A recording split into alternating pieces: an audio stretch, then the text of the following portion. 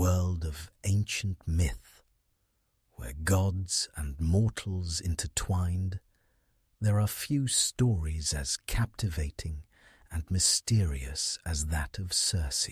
Born to the sun god Helios and the nymph Perse, Circe's tale is one of power, transformation, and the delicate balance between solitude and connection.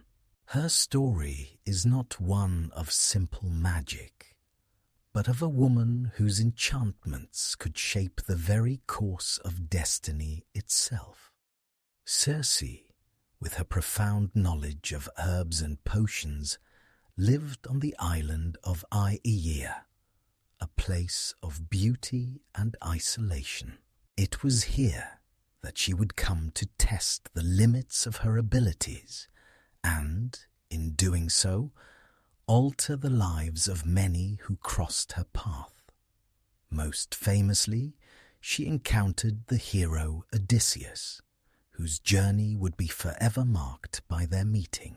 As we drift into the world of Greek mythology, we will explore the full arc of Circe's life, from her origins in divine luxury to her solitary existence on Aeaea. With each step of her journey, we will witness the magic she wields, the lessons she learns, and the legacy she leaves behind. Let your mind wander and allow the story of Circe to guide you into a peaceful slumber. Please like, subscribe, and let me know where you're listening from as we begin this gentle journey into myth. Circe's origins are wrapped in the golden glow of ancient power. She was born on the sun-kissed island of Aeaea, daughter of the mighty Helios, god of the sun, and Perse, a gentle nymph who, like all the daughters of nature, carried within her the essence of life itself. Her family, a divine tapestry woven between the sky and the earth, imparted upon Circe an innate connection to both the celestial and the mortal worlds. She was, from birth, a figure of extraordinary potential, though the true nature of her power remained yet to be fully realized. Helios, her father, was a god whose light illuminated the heavens. His chariot, drawn by fiery steeds, raced across the sky each day, bringing daylight to the world. The sun god's realm was one of radiance and brilliance, where everything was bathed in a perpetual glow. His presence was commanding, and he watched over the earth with a gaze that stretched across all living things.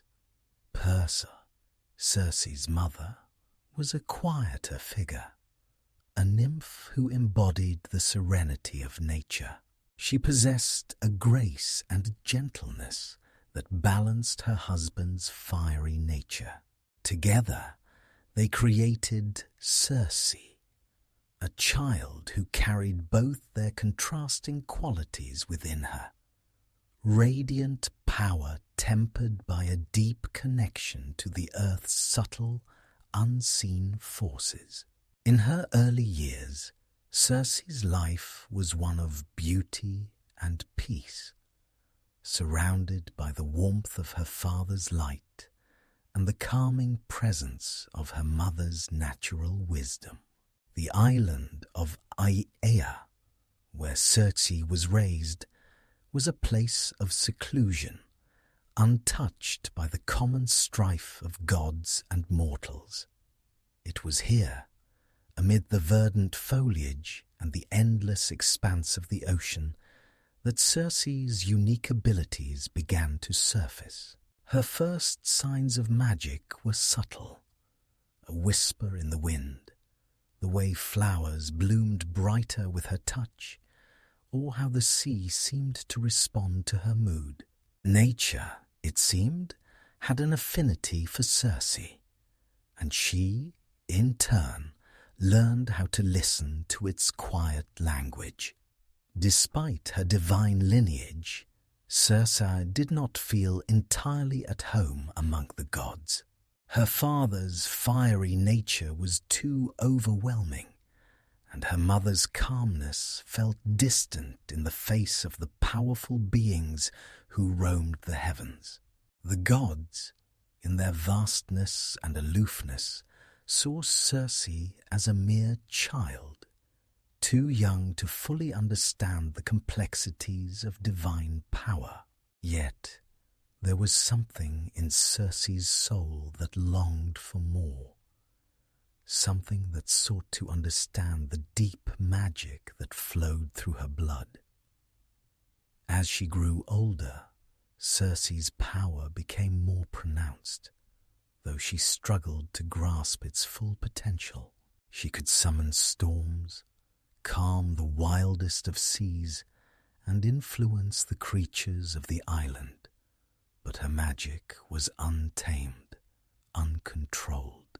She was neither a warrior nor a deity of war, but a sorceress, gifted with the ability to shape the world around her in subtle yet profound ways. There was no true mentor to guide her, and no elder goddess to impart wisdom. She was alone, her power both a blessing and a burden. One of Circe's first awakenings came when she realized the full extent of her magical abilities. She had always been drawn to the world of herbs, potions, and nature's secrets. The earth, it seemed, whispered to her in a language that only she could understand. She began to experiment with the plants that grew abundantly on Aiio, learning how to turn simple roots and flowers into powerful concoctions. The more she delved into the world of herbal magic, the more she realized that her powers were not limited to the natural world. They extended into the very fabric of existence. She could bend reality itself, changing the form of living beings and shaping the course of fate. In her youth, Circe was innocent in her exploration of magic. She would use her spells to ease her loneliness, turning the world around her into a sanctuary of beauty and calm. Yet, as she grew more confident in her abilities, she began to sense the dangerous potential of her gifts. She could transform things, control minds, and even manipulate the will of the gods themselves. But power, as she would soon learn, came at a price. Magic was not a gentle force. It was a wild, untamed thing that could destroy as easily as it could create.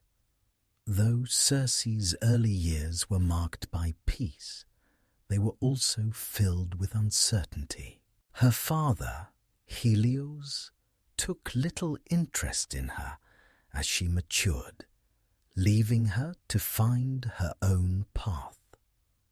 Circe, her mother, was ever present, but could not guide her in the way Circe needed. She was alone on Aiaia, with only the sea, the winds, and the creatures of the island as her companions. And yet, this solitude was not one of sorrow. It was a sanctuary, a space for Circe to discover herself. She would learn, over time, that it was in her solitude that her true power lay. It was in the stillness of the island, far from the prying eyes of the gods, that Circe would begin her transformation. As the years passed, Circe's powers grew more formidable. She became known for her ability to turn men into beasts, her potions capable of altering the very nature of those who crossed her path. This mastery over transformation would become her signature. Her magic was not simply about creating or healing. It was about change, the fluidity of existence, and the constant evolution of the world around her. But as Circe's magic deepened, so too did her understanding of its consequences. She began to see that while she had the power to reshape the world, she was also isolated from it. The gods and mortals alike feared her power, and she found herself adrift in a world that could neither accept nor understand the depths of her magic. Her destiny was no longer one of innocence. It was a path filled with both beauty and danger, where the boundaries between gods, mortals, and magic would blur.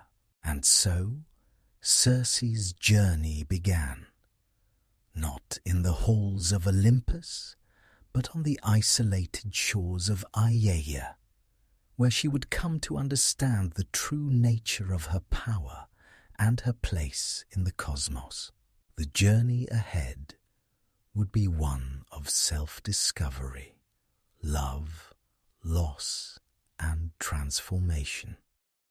Circe's early years were peaceful, but as time passed, the pressure of her burgeoning power grew heavier.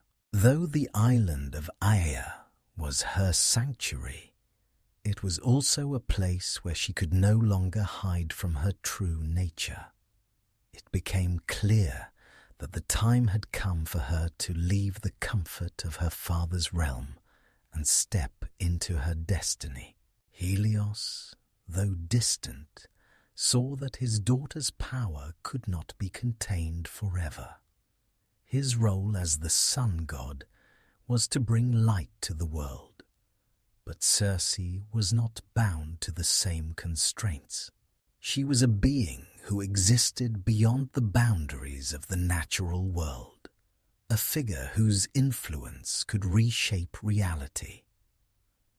Her abilities were no longer something to be nurtured in secret. They needed to be expressed, tested, and understood. Thus, when Circe reached maturity, Helios sent her away from their home. He instructed her to journey to the island of Aeaea, where she could learn the true scope of her powers. Awiki Aeaea, a land bathed in the glow of the setting sun, was a place of mystery and magic, the perfect setting for Circe to refine her craft. It was not a journey Circe had chosen herself. She was torn between the desire to remain with her family and the pull of something greater, something deep within her that called her away. She left the island of her birth, crossing the seas, feeling the winds of change blowing around her. With every mile she sailed, she could feel the weight of her destiny settling upon her shoulders. The island of Aeaea was different from her father's sun-drenched domain. While Helios ruled the skies, Aeaea was a place of shadows, filled with ancient forces and strange creatures. It was a place of both beauty and danger. The shores were lined with dark forests, where whispering winds carried the scent of herbs and strange flowers. Birds with feathers like the night flew overhead, their calls echoing across the land. The air was thick with the energy of magic, and it was here that Circe would come into her own. As she stepped onto the island, Circe felt a sense of unease. She had been raised among gods in the light of the sun, But this island felt different.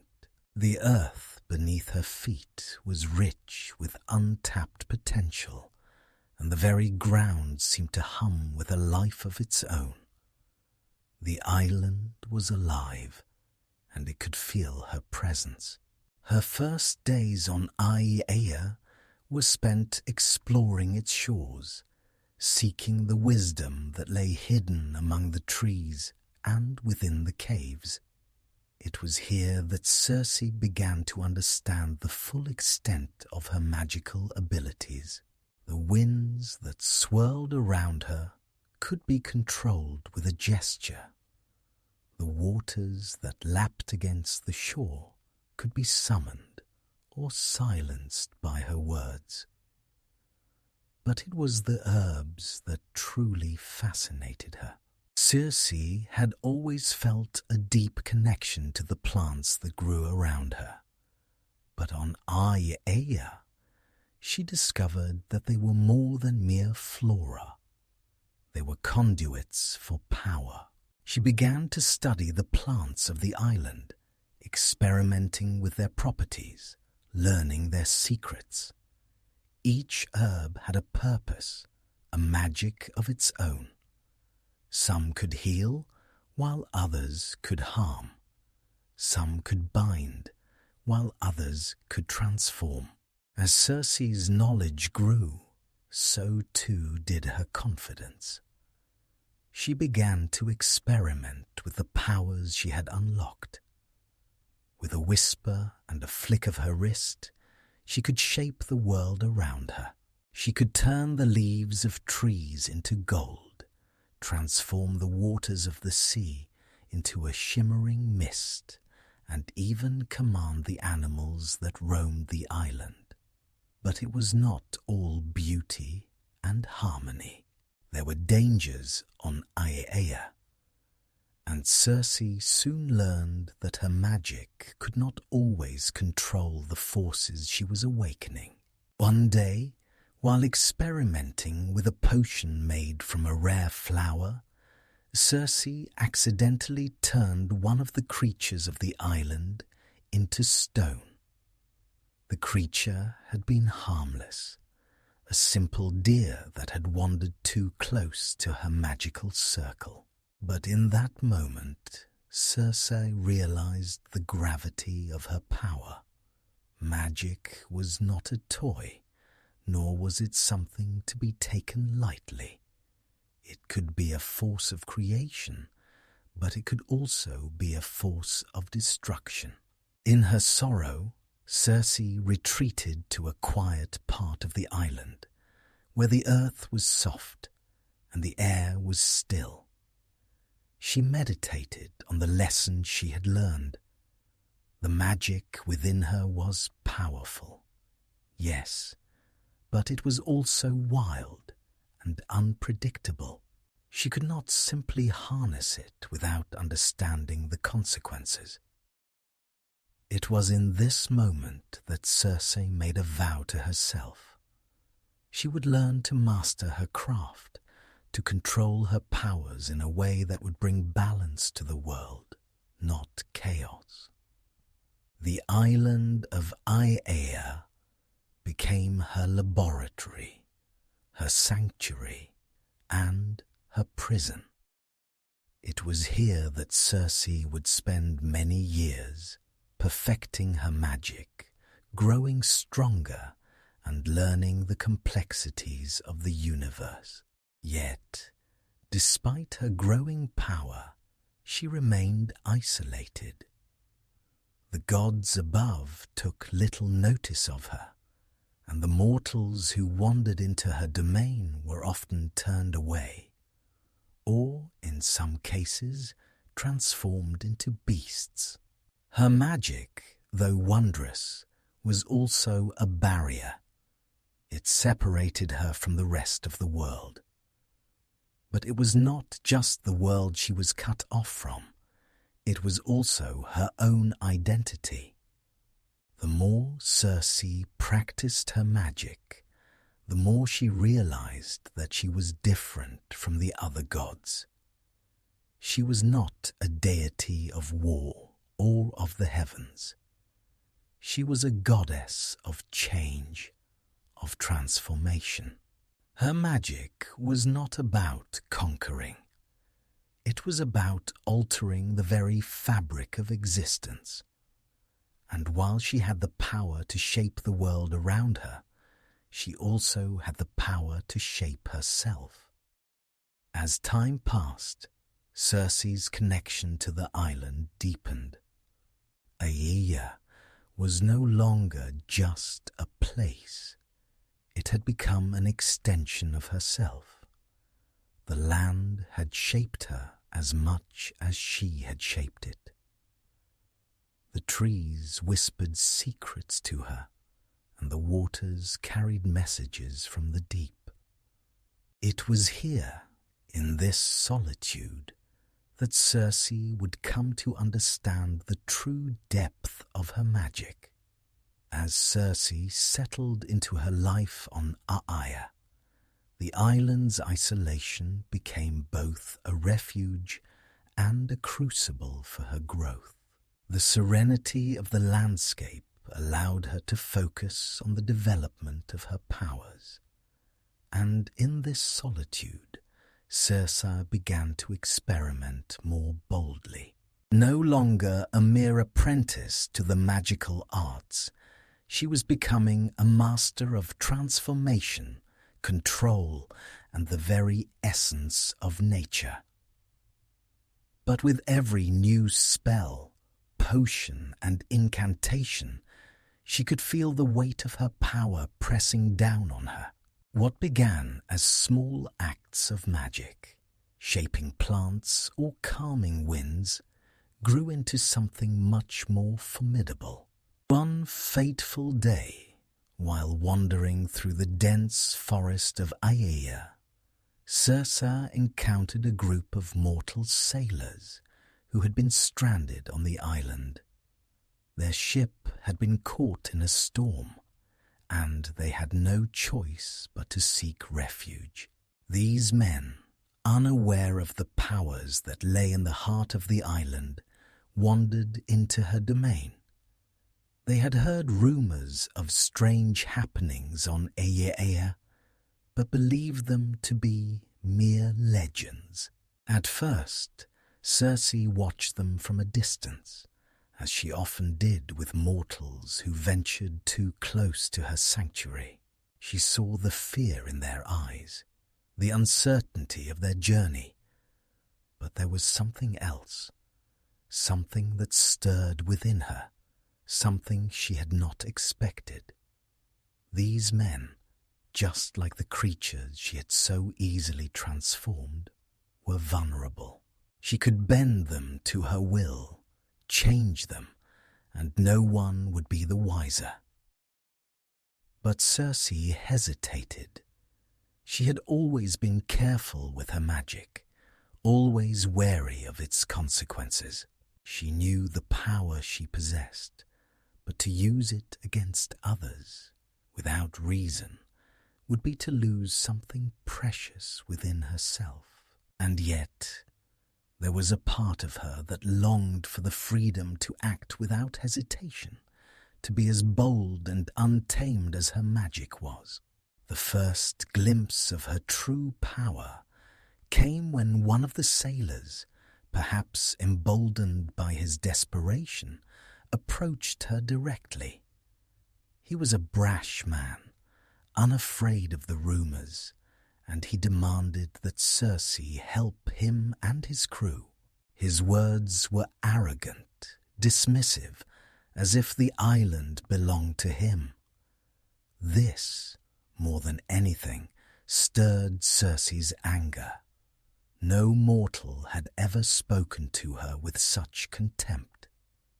With a flick of her wrist, Circe cast her first spell upon him. In an instant, he was no longer a man, but a beast, a swine, his human form contorted into a grotesque creature, his mind lost in the haze of her magic. The transformation was swift, and in that moment, Circe realized the depth of her power. She could shape reality itself, alter the very essence of a person, and in doing so, she could control the course of their lives. The sailors, witnessing their comrade's sudden and horrifying transformation, fell into panic. They begged Circe for mercy, but she remained calm, observing them with a detached, almost curious gaze. The magic she had unleashed upon the man was not out of malice, but out of an instinctive desire to demonstrate her authority. She had shown them what she could do, and yet she could also feel the sorrow that came with it. The more she used her power, the more she realized that she could not undo what had been done. The first sailor, now a beast, was left to wander the island. His mind was trapped in the form of the pig, unable to understand the world around him.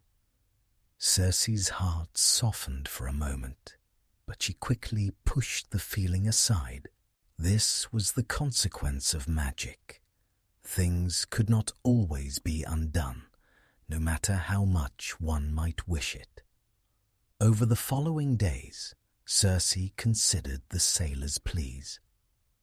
They had come to her seeking aid, yet they had not respected the island nor its power. To them, it was just another place to conquer, another territory to claim. But Circe was not a place to be conquered. She was not a passive force in the world.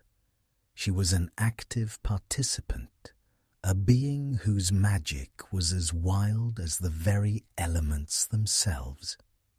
It was then that Circe made a decision. She would not merely act in response to others' demands. She would be the one to shape her fate. Her power was hers alone to command, and she would use it as she saw fit.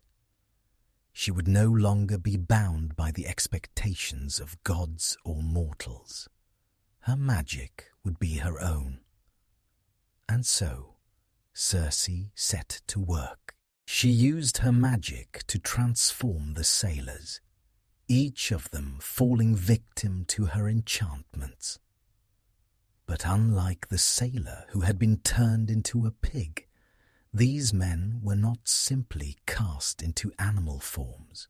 They were altered in more subtle ways, each transformation a reflection of their character.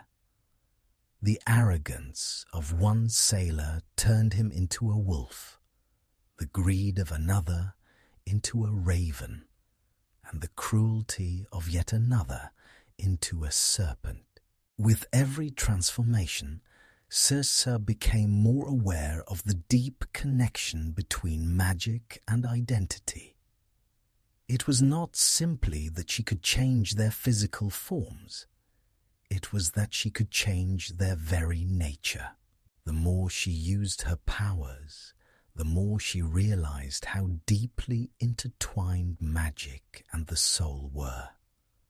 But with these revelations came a deep understanding of the consequences of her actions. Though she could change the outward forms of those who crossed her path, she could not change their inner essences without consequences.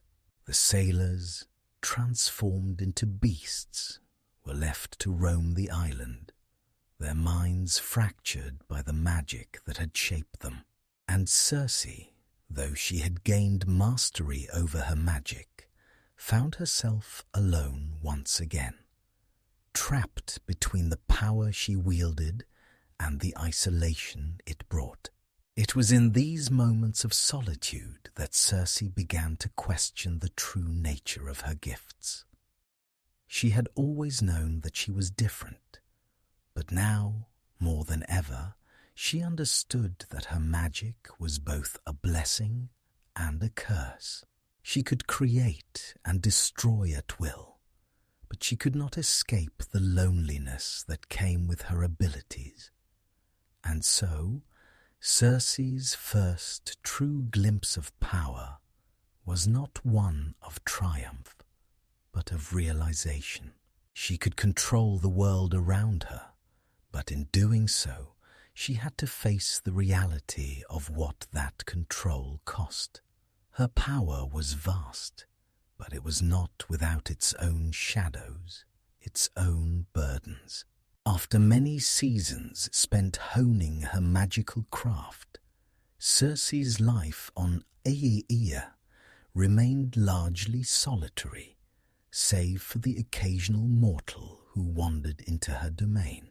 Yet, as fate would have it, her quiet existence was about to be interrupted by one of the greatest heroes of the age, Odysseus, the clever king of Ithaca. The winds of destiny, ever restless, carried Odysseus and his men toward Aeaea after their harrowing journey through the trials of war and the dangers of the sea. They had sailed far from the battlegrounds of Troy, seeking rest and provisions, unaware that they were approaching the island of one of the most powerful sorceresses in the world. Circe, having long been isolated from the affairs of gods and men, had no reason to suspect that her fate was about to intersect with that of Odysseus, whose name would be remembered for generations to come. At first, Odysseus and his crew were drawn to the beauty of the island. The shores of Aeaea were bathed in the golden light of the setting sun, and the air was thick with the scent of flowers. The island appeared peaceful, almost idyllic, like a forgotten paradise untouched by time. But Circe, ever watchful, saw them coming from the distant cliffs. Her powers, honed over years of isolation, allowed her to sense the arrival of mortals, and she watched from afar as Odysseus's men disembarked. Circe, as always, was careful. She knew the dangers that came with interacting with mortals. They were often reckless, driven by hunger or desperation, and she had little patience for those who came to her island seeking something they were not prepared to understand. And so, she chose to observe before acting. The crew of Odysseus, unfamiliar with the power that resided on Aeaea, made their way to Circe's palace, drawn by the promise of food, rest, and shelter. They were weary from their long voyage, their faces etched with exhaustion. They did not know who Circe was, nor the magic that she wielded. They were simply men, seeking solace in a world filled with gods and monsters. When they arrived at her palace, Circe greeted them with a calm smile, her eyes hidden behind the dark veil of her long, flowing hair. Her beauty was unearthly, and she seemed to radiate a serene, almost hypnotic presence. With a wave of her hand, she offered them food and drink, a hospitality that concealed the darker nature of her intent. The men, eager and naive, did not question her motives. They accepted her offerings, unaware that Circe's magic was already at work. As they ate and drank, the men began to feel the effects of her potions. Their bodies grew heavy, their minds clouded with an unnatural drowsiness. Circe had woven her spell carefully, knowing that the time had come to test her powers once again. The men fell into a deep slumber, and when they awoke, they found themselves transformed. They had been turned into animals, pigs, all of them, their minds still trapped in the bodies of beasts. The magic was subtle, but in its power it was devastating. At first, Odysseus's men were confused and disoriented. They were no longer men, but creatures of the earth, stripped of their humanity. They could feel the ground beneath them in a way they had never known before, their senses heightened, yet dulled by the magic that had overtaken them. In their animal forms, they could no longer speak or reason. They could only grunt and snort in fear. When Odysseus himself learned of the transformation, he rushed to Circe's palace, his heart heavy with the weight of his men's fate. He had heard rumors of the sorceress who lived on Aeaea, but he had never expected to encounter her so directly. He was no stranger to the supernatural, but Circe was a force unlike any he had encountered before. With his usual cunning, Odysseus approached Circe, determined to confront her and free his men. But Circe, ever watchful and calm, did not show fear. She had expected Odysseus to come. There was something about him that intrigued her, something beyond his reputation as a great hero. At their first meeting, Circe did not immediately cast her spell upon Odysseus. Instead, she offered him a drink, as she had done with his men. But Odysseus was prepared. The god Hermes, whose messenger staff was never far from his side, had given Odysseus a herb called moly, which would protect him from Circe's magic. With the herb in his hand, Odysseus drank from the cup she offered, and nothing happened. He stood firm before her, unyielding. Circe, surprised by his resistance, regarded him with a mixture of curiosity and respect.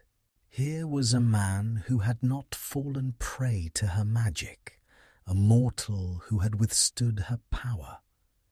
She had rarely met a man who could match her in strength of will. This, more than anything, intrigued her. And so, the conversation between Circe and Odysseus began, not as an enemy confrontation, but as a quiet exchange of words. Odysseus demanded the return of his men, and Circe, seeing the fire in his eyes, agreed. But she did not do so out of fear or kindness. She was fascinated by this man, this mortal who had stood before her with unwavering confidence. She knew that there was more to him than met the eye, and she could not resist the challenge he presented.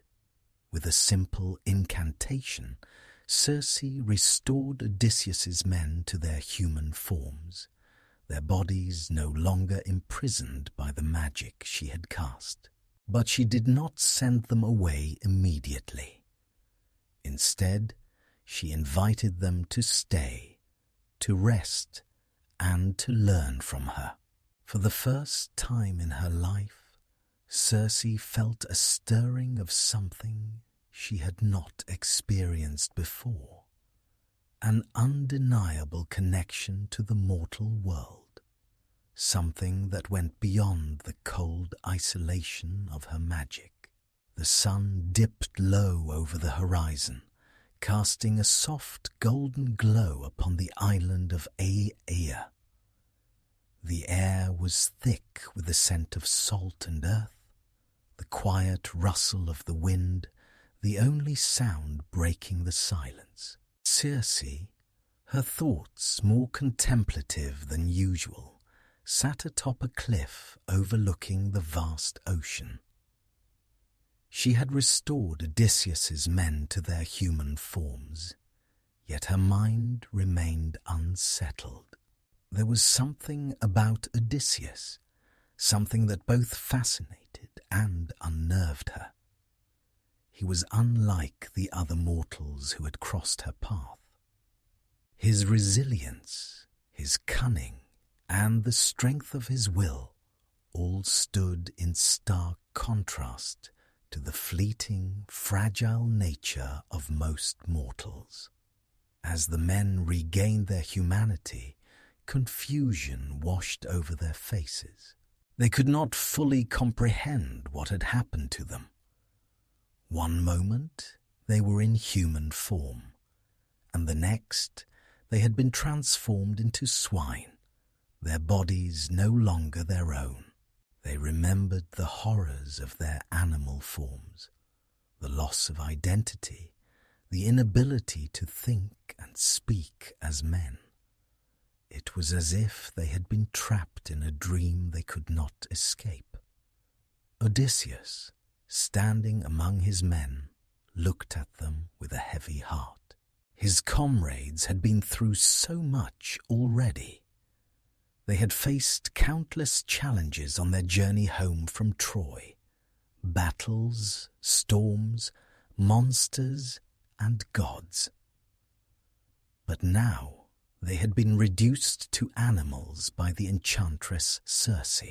The man who had once led them with wisdom and strength was now humbled, powerless to protect them from the forces of magic. Circe, standing in the shadows, observed them silently. She had seen their fear and confusion, their deep sense of loss, and yet she felt no pity for them. She was not moved by the suffering they had endured. She had seen much greater tragedies in her long life.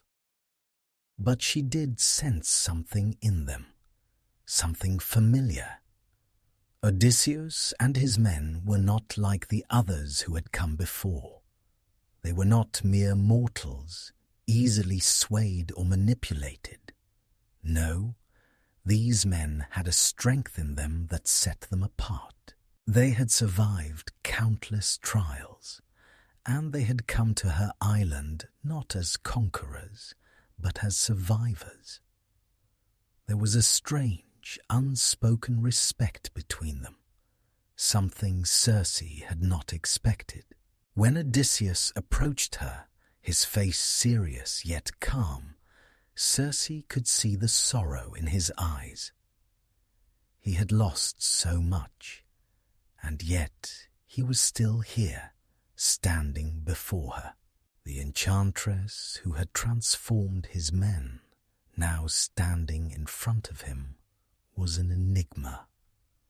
She was powerful, yes, but she was also isolated, cut off from the world of gods and mortals alike. Her magic, while vast, had never brought her the connection she longed for. And now, here was Odysseus, a mortal with whom she could share a moment of understanding, if only for a brief time. "I thank you, Circe," Odysseus said, his voice steady but laced with a quiet sorrow. "But you must understand, we have already paid a heavy price for our journey. I cannot ask for more from you."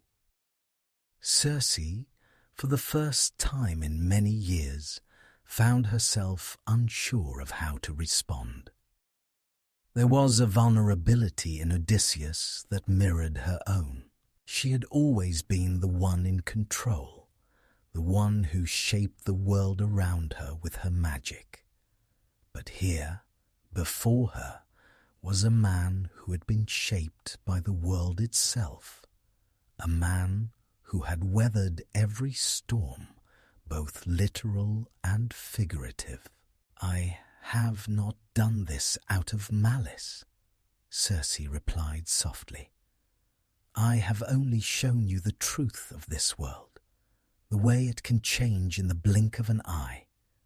Magic is not a gift, Odysseus. It is a power, and with it comes responsibility.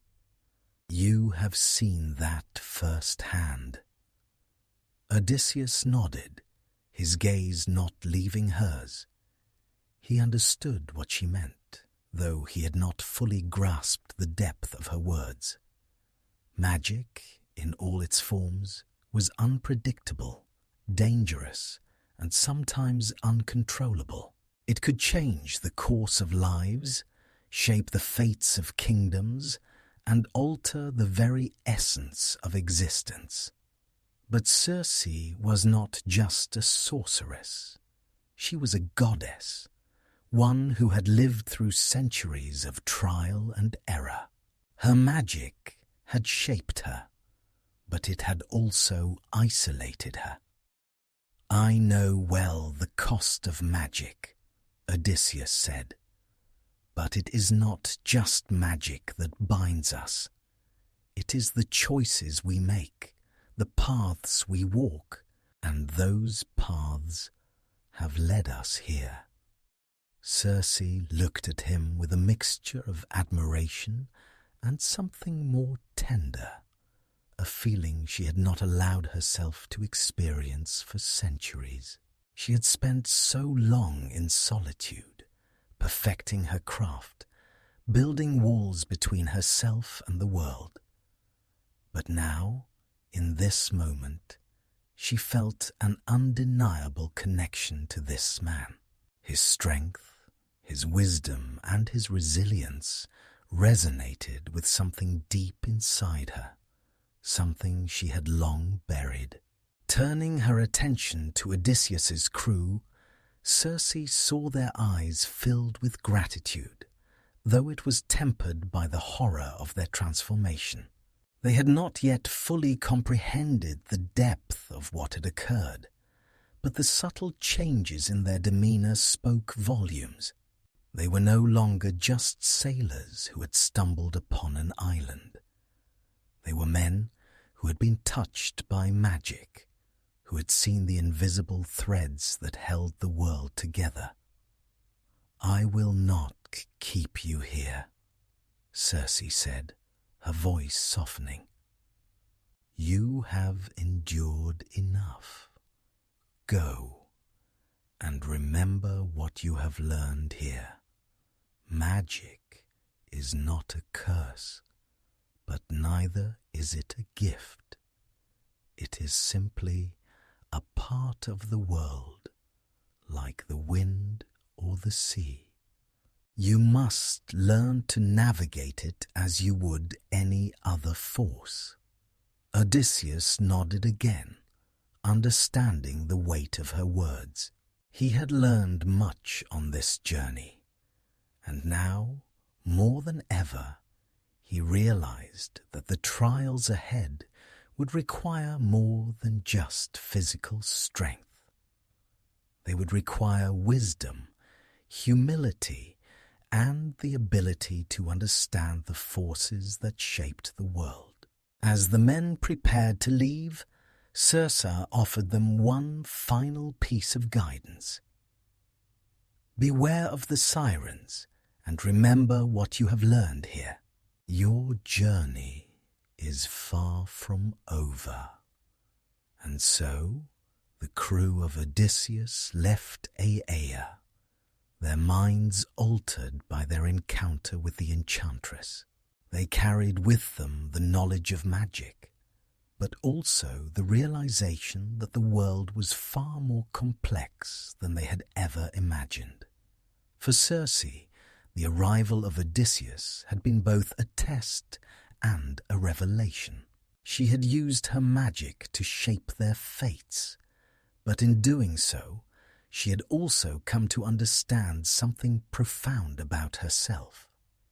She was no longer just an isolated sorceress, hidden away from the world. She had touched the lives of mortals, and in return, she had allowed them to touch her own. After Odysseus and his men departed, Circe returned to her solitary existence on Aea. though something within her had changed. The time spent with Odysseus had left an impression, one that could not be easily shaken. His strength, wisdom, and courage, qualities that she had long admired from afar, had resonated with her in a way she had not anticipated. She had always been a figure of isolation, bound by her magic and removed from the complexities of human life. But now she realized she was connected to the world in a deeper way. Circe's powers were vast, but they were not without their limits. Her magic could alter reality, transform the very fabric of existence, but it could not change the essence of the world itself. She had learned this from Odysseus, who had withstood her spells, not through brute strength, but through his understanding of his own fate. He had shown her that wisdom was as powerful as magic, and that the true mastery of magic came from understanding its consequences. In the days that followed, Circe spent much time reflecting on the lessons she had learned. She walked the shores of Aea, her steps slow and deliberate, her thoughts consumed with the questions that had lingered after Odysseus's departure. What did it mean to have power? What was the true purpose of her magic? These were not questions that could be answered in a single moment. They were the questions that would shape her journey from here on out. She began to experiment more deeply with her magic, seeking to understand it in a new light. She was no longer interested in simply changing the world around her. She wanted to understand its nature, to learn the forces that lay beneath the surface. And so, she turned her attention inward, exploring the limits of her own power. Circe's magic was not just about transformation, it was also about connection. She could manipulate the physical world, but she also had the ability to see into the hearts and minds of others. She could sense their fears, their desires, and their weaknesses. This ability, which she had always taken for granted, became a source of deep introspection. Circe realized that, like her magic, her own understanding of the world had been shaped by isolation. She had never truly connected with others, never allowed herself to be vulnerable or to see the world through their eyes. And so, Circe began to reach out, not with her magic, but with her heart. She sought to understand the mortals who passed through her island, to learn from them as she had learned from Odysseus. It was in this quiet exploration that she began to understand the deeper mysteries of the human soul. She had always been able to shape the world around her, but she had never truly understood the complexities of human emotions, their hopes, their fears, their desires. It was in these lessons that Circe's true power began to reveal itself, not in the magic that flowed through her veins, but in the wisdom that she gained from connecting with others. She realized that magic, like all power, was not simply a force to be wielded. It was a responsibility. To truly understand her magic, she would need to understand the world it affected, the lives it changed. In her time alone on Aea, Circe found solace in the quiet rhythms of the island. The winds whispered ancient secrets. The waves lapped gently against the shore, and the earth seemed to hum with life. It was in this stillness that Circe learned to listen, not just to the magic, but to the world itself. She began to hear the stories of the creatures that roamed the island, the songs of the birds, and the whispers of the trees. There was a deep, unspoken wisdom in the natural world, one that even a goddess like Circe had yet to fully understand. Circe's magic grew stronger as she learned to attune herself to the world around her. She no longer saw herself as separate from nature, but as an integral part of it. Her power was not something to be feared, but something to be embraced, nurtured, and understood. She learned to work with the world, rather than simply bending it to her will. As the years passed, Circe's reputation grew. Mortals who had heard rumors of her powers came to her seeking guidance. Some came seeking answers to their own questions, others seeking healing for wounds both physical and emotional. Circe helped them, not with the cold distance of a goddess, but with the wisdom of one who had lived through her own trials. She learned to see the world not just through the lens of magic, but through the lens of empathy and understanding. It was during these years that Circe began to question the role of the gods in her life. She had long been a daughter of Helios, but she had never fully understood the way the gods governed the world. They were distant, detached, and often cruel in their dealings with mortals. Circe had never wanted to be like them. She had never wanted to wield power for the sake of control. She wanted to shape the world in a way that brought balance, not destruction. And so, she began to separate herself from the gods, to forge her own path, one that was guided not by the will of the divine, but by her own sense of justice. In her solitude, Circe also began to explore her own past. She had always known that she was the daughter of Helios, but she had never fully understood the significance of that lineage. Helios was a god of the sun, a powerful figure who commanded the heavens. But Circe was not like him. She did not seek to rule the world or to command the elements. She sought to understand them. She sought to find her own place in the world, one that was not defined by the expectations of the gods, but by her own desires and convictions. And so, Circe's lessons continued, not just in magic, but in life itself. She learned that power was not something to be feared, but something to be understood. She learned that the world was full of mysteries, and that the greatest wisdom lay in the ability to listen to both the magic and the world around her. As the years passed, Circe's magic became a tool for healing and growth rather than destruction. She no longer saw herself as an isolated figure set apart from the world. She had come to understand that she was a part of it, and that her magic, when used with compassion and care, could bring about true transformation.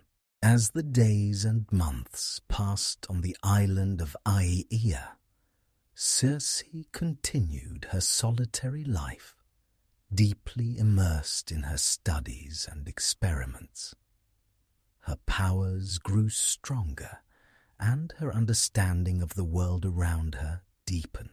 Yet, she was still haunted by the memories of the men she had transformed, those who had sailed to her island seeking refuge, but had become her unwilling subjects in the process. Circe often found herself wondering about them. What had become of them after they had left? Were they truly free, or had the shadows of her magic followed them wherever they went? In time, Circe's questions would be answered, though not in the way she expected. One morning, as she walked along the rocky shoreline, her gaze turned toward the horizon. The sea, once so vast and mysterious to her, had become a familiar companion. The waves, gentle and rhythmic, seemed to whisper secrets from the depths of the world. It was then that she saw them. A ship in the distance, its sails billowing in the wind. Her heart skipped a beat. Could it be? As the ship drew closer, Circe's eyes widened in recognition. The crew was not just any group of sailors. It was Odysseus's crew, the very same men she had transformed so many months ago. They had returned to her island, but something was different. Their faces were no longer filled with the confusion and fear they had worn when they had first arrived. They were changed, not just physically, but in a deeper, more profound way. Circe's heart fluttered with a mixture of anticipation and apprehension. She had not expected to see them again. Their return meant that something had changed in their lives, but she could not yet tell what it was. She walked down to the shore to meet them, her steps slow and deliberate. As the men disembarked from the ship, they were different, not just in their appearance, but in their demeanor. There was no fear in their eyes, no hesitation in their movements. They had been to the underworld, faced monsters, and endured countless trials. But now they stood before Circe as equals. The transformation that Circe had imposed upon them had not just altered their bodies, it had altered their very spirits. Circe, Odysseus greeted her, his voice calm but filled with respect.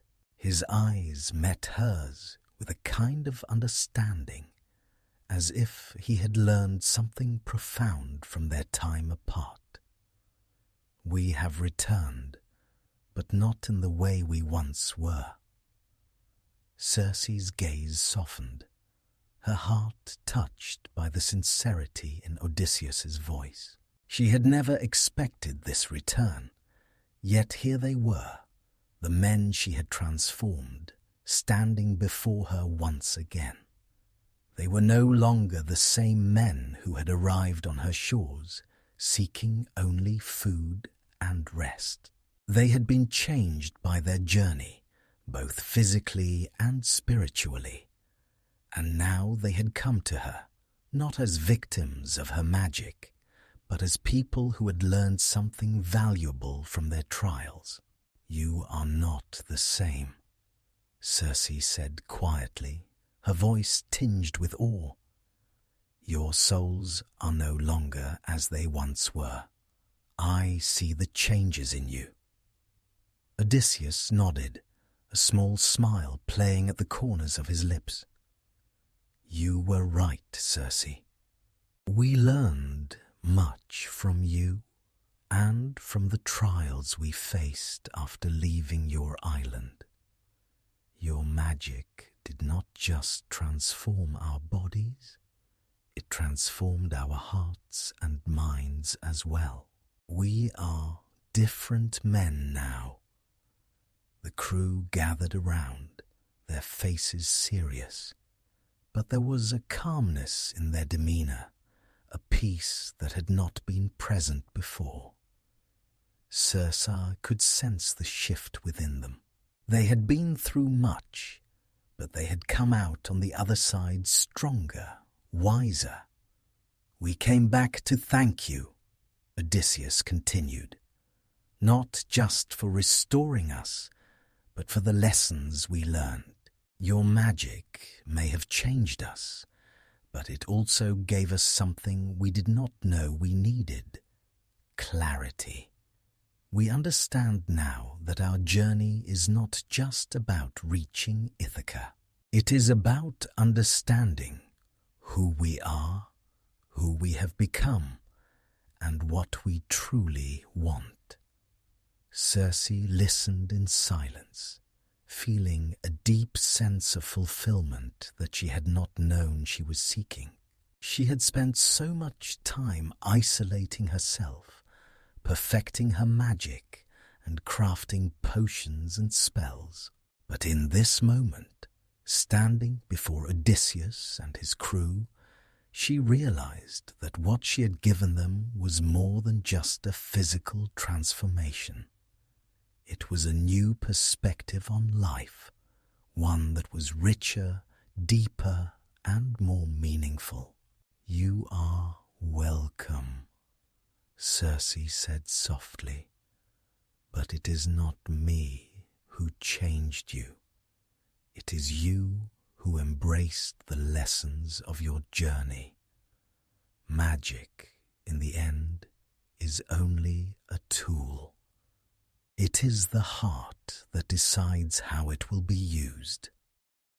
The men nodded in agreement, their faces reflecting the wisdom they had gained through their trials. They had learned that magic, though powerful, was not the key to life's true mysteries. It was understanding, compassion, and wisdom that guided them now, and they had Circe to thank for opening their eyes to this truth. Odysseus stepped forward, his expression serious. "We must continue our journey, Circe. Ithaca still calls to us, but we will not forget what we learned here. We will carry it with us, always." Circe felt a quiet sense of peace settle within her. She had given them something far more valuable than they could ever repay. She had given them the gift of self-awareness, the understanding that their journey was not just one of physical distance, but one of emotional and spiritual growth. "Go then," Circe said, her voice gentle. "But remember, you are always welcome here. The island of Aea is your refuge, as it was before. May your journey be one of wisdom and understanding." As Odysseus and his crew made their way back to their ship, Circe watched them go. There was no sadness in her heart, only a deep sense of contentment. She had done what she had set out to do. She had helped them find their way, and in doing so, had discovered her own path. Circe stood on the shores of Aea, the waves lapping gently at her feet as she watched Odysseus and his men sail away. The ship, its sails billowing in the wind, grew smaller and smaller with each passing moment, until it was nothing but a speck on the horizon. The quiet solitude of the island returned, and yet Circe felt a profound emptiness settle within her. She had not expected to feel this way. She had always been accustomed to solitude, to living in isolation on Achaea, surrounded only by the creatures of the island and the magic she had so long mastered. But Odysseus was different. His strength, his resilience, his quiet wisdom, all of it had left an indelible mark on her heart.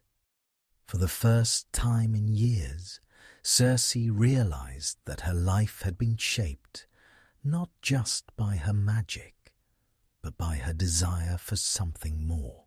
Odysseus had come to her island as a mortal, seeking nothing more than rest and respite for his weary crew. But their time together had sparked something within her that she had not expected, a connection. It was a connection not just to the man himself, but to the world of mortals he represented. She had always been an outsider, a figure of power and mystery, but Odysseus had made her see that even in her isolation she was capable of love, of desire, of vulnerability. As the days passed, Circe could not shake the memory of Odysseus. She thought of him often, her heart heavy with longing. She had not allowed herself to feel this way before. She had spent so many years focused on her magic, honing her powers, that she had forgotten what it meant to truly connect with another soul. But Odysseus had reminded her of that connection. His presence had brought warmth to her life, a warmth that had now gone cold with his departure. Circe could not help but wonder if Odysseus felt the same way. He had been kind to her, had shown her respect and understanding, but she knew that his heart belonged to Ithaca, to his family, to his home.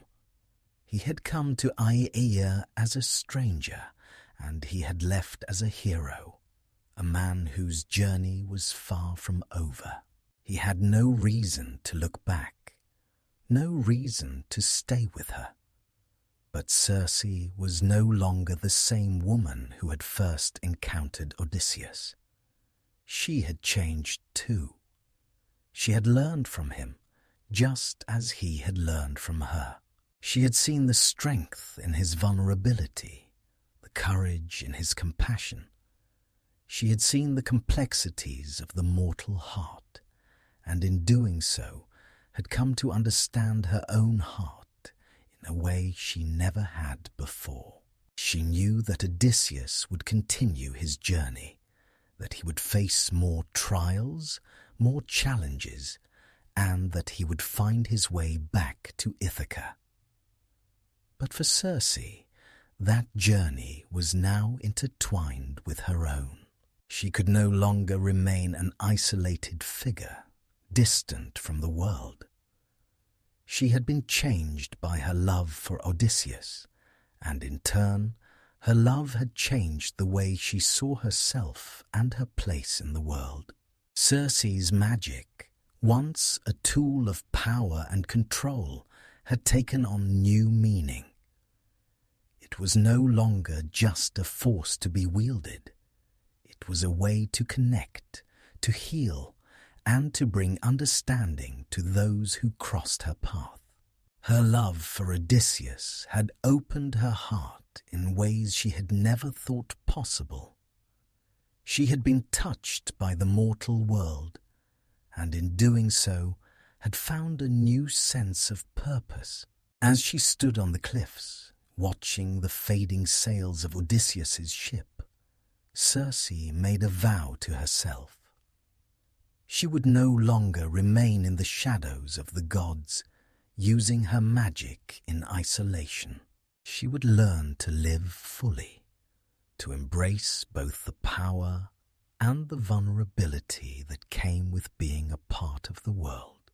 She would continue to watch over Aeaea, to protect its secrets, but she would also open her heart to the possibility of connection, to the possibility of love, and perhaps, in time, her paths would cross with Odysseus once again.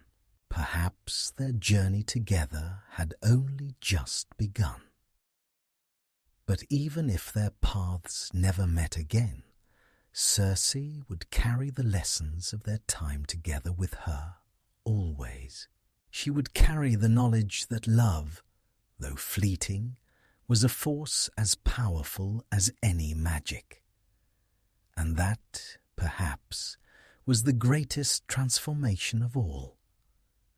Days turned into weeks, and the island of Aeaea once again fell into a quiet solitude. Circe, who had long been accustomed to the rhythm of her life in isolation, found herself grappling with the silence that now enveloped her. Odysseus had gone. His ship had sailed into the horizon, and with it he had carried a piece of Circe's heart, something she had never expected to give away. The time they had spent together, however brief, had left an indelible mark on her. The love she had felt for Odysseus was not just born of passion, but of understanding, a recognition of shared strength and vulnerability. Their bond had been forged in the fires of mutual respect, yet Circe knew that it was a bond that could never fully flourish. Odysseus had a home to return to, a family to reunite with, and a kingdom to reclaim. His journey was one of fate and responsibility, and Circe's role in it, though significant, had come to an end. She stood on the cliffs once more, gazing out at the expanse of the sea. The winds had shifted, and the air was cool with the scent of salt and earth. She could still hear the faint echo of Odysseus's voice, the quiet strength in his words, as if he was still standing beside her. But that was only an illusion. He was gone, and she was left alone once again. Circe had spent so many years in isolation, focused solely on her magic, that she had forgotten what it meant to share her life with another. Odysseus had reminded her of the power of human connection. In his presence, Circe had felt something deeper than mere affection. She had felt a connection to the mortal world, to the hearts and souls of those who lived beyond the reach of gods and magic. Yet now, with his absence, Circe was confronted with a truth she had long avoided. She was still, in many ways, alone. Her magic, for all its power, could not fill the void left by his departure. She had learned to control her abilities, to shape the world around her, but she had never learned how to navigate the complex world of human emotions. Odysseus had been a guide in that journey, teaching her that even the gods needed love, companionship, and connection.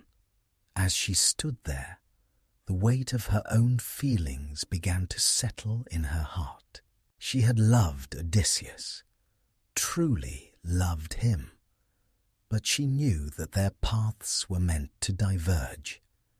She could not hold on to him, no matter how deeply she wished to. She was bound to Aeaea, to her magic, and to the life she had built there. And yet, she was no longer the same woman who had lived in isolation for so long. She had been changed by her love for him, and in that change she had come to understand something profound. It was not love that had brought her peace. It was acceptance. Acceptance of her own desires, her own vulnerability, and the impermanence of all things. Love, Circe realized, was a fleeting force, but the lessons it imparted were eternal. She would carry the memory of Odysseus with her always, but she would not cling to it. She would not let it define her. Turning away from the sea, Circe made her way back to her home on Aeaea. The island once again felt like a sanctuary. The air was thick with the scent of herbs, and the sounds of the forest filled the space around her. The birds sang their songs, the wind whispered through the trees, and the earth beneath her feet seemed to pulse with life. Circe knew that she would never forget Odysseus. She had learned too much from him to ever let him fade from her memory. But she also knew that she could not remain stagnant in the past.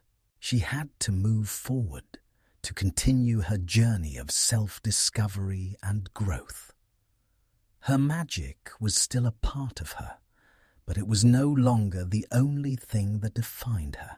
She was a woman who had loved and lost, and in doing so had found a deeper understanding of herself. And so, with the final whispers of Odysseus fading into the distance, Circe took her first steps toward a new chapter in her life. The island of Aiaia would remain her home, but it was no longer a place of isolation. It was a place of possibility, a place where Circe could continue to grow, learn, and perhaps one day love again. As the sun set on another day, Circe allowed herself a moment of quiet reflection. She had walked the path of magic, of power, and of love. Now she would walk the path of acceptance, acceptance of herself, of her power, and of the world around her. She would no longer be defined by the roles others had assigned to her. She was Circe, the enchantress, the woman, and the soul who had learned to embrace both the light and the darkness within her. And with that acceptance, Circe finally felt peace. As the years passed on the island of Aiaia, Circe's life fell into a quiet rhythm once again. The winds continued to carry whispers across the sea. The waves rolled gently against the shore, and the sun rose and set with its familiar golden light. But Circe herself had changed. The magic that once felt like a burden had become an extension of her own soul, and the world around her seemed to pulse with life in a way it never had before. She had learned to wield her powers with wisdom and compassion, and in doing so had become a more integrated part of the natural world that had once felt so separate from her. Though she had allowed Odysseus to leave and continued her life in solitude, Circe found herself increasingly sought after by those who had heard of her powers, both mortals and gods alike. Her reputation as a wise enchantress, one who could heal or transform, spread far and wide. And yet, Circe was no longer the same woman who had once feared the isolation of her island. The very solitude she had once dreaded had become her greatest ally, a place where she could reflect on her past and shape her future. In the quiet moments, as Circe tended to the gardens of Aiaia or walked the shoreline, her thoughts often returned to Odysseus and the time they had shared. She had loved him, of that much she was sure, but their love had been something unique, not defined by ownership or possession, but by mutual respect and understanding. It had been a love that had allowed her to open her heart in ways she never thought possible, and yet she understood that their time together had been a fleeting chapter, one that had taught her invaluable lessons about herself.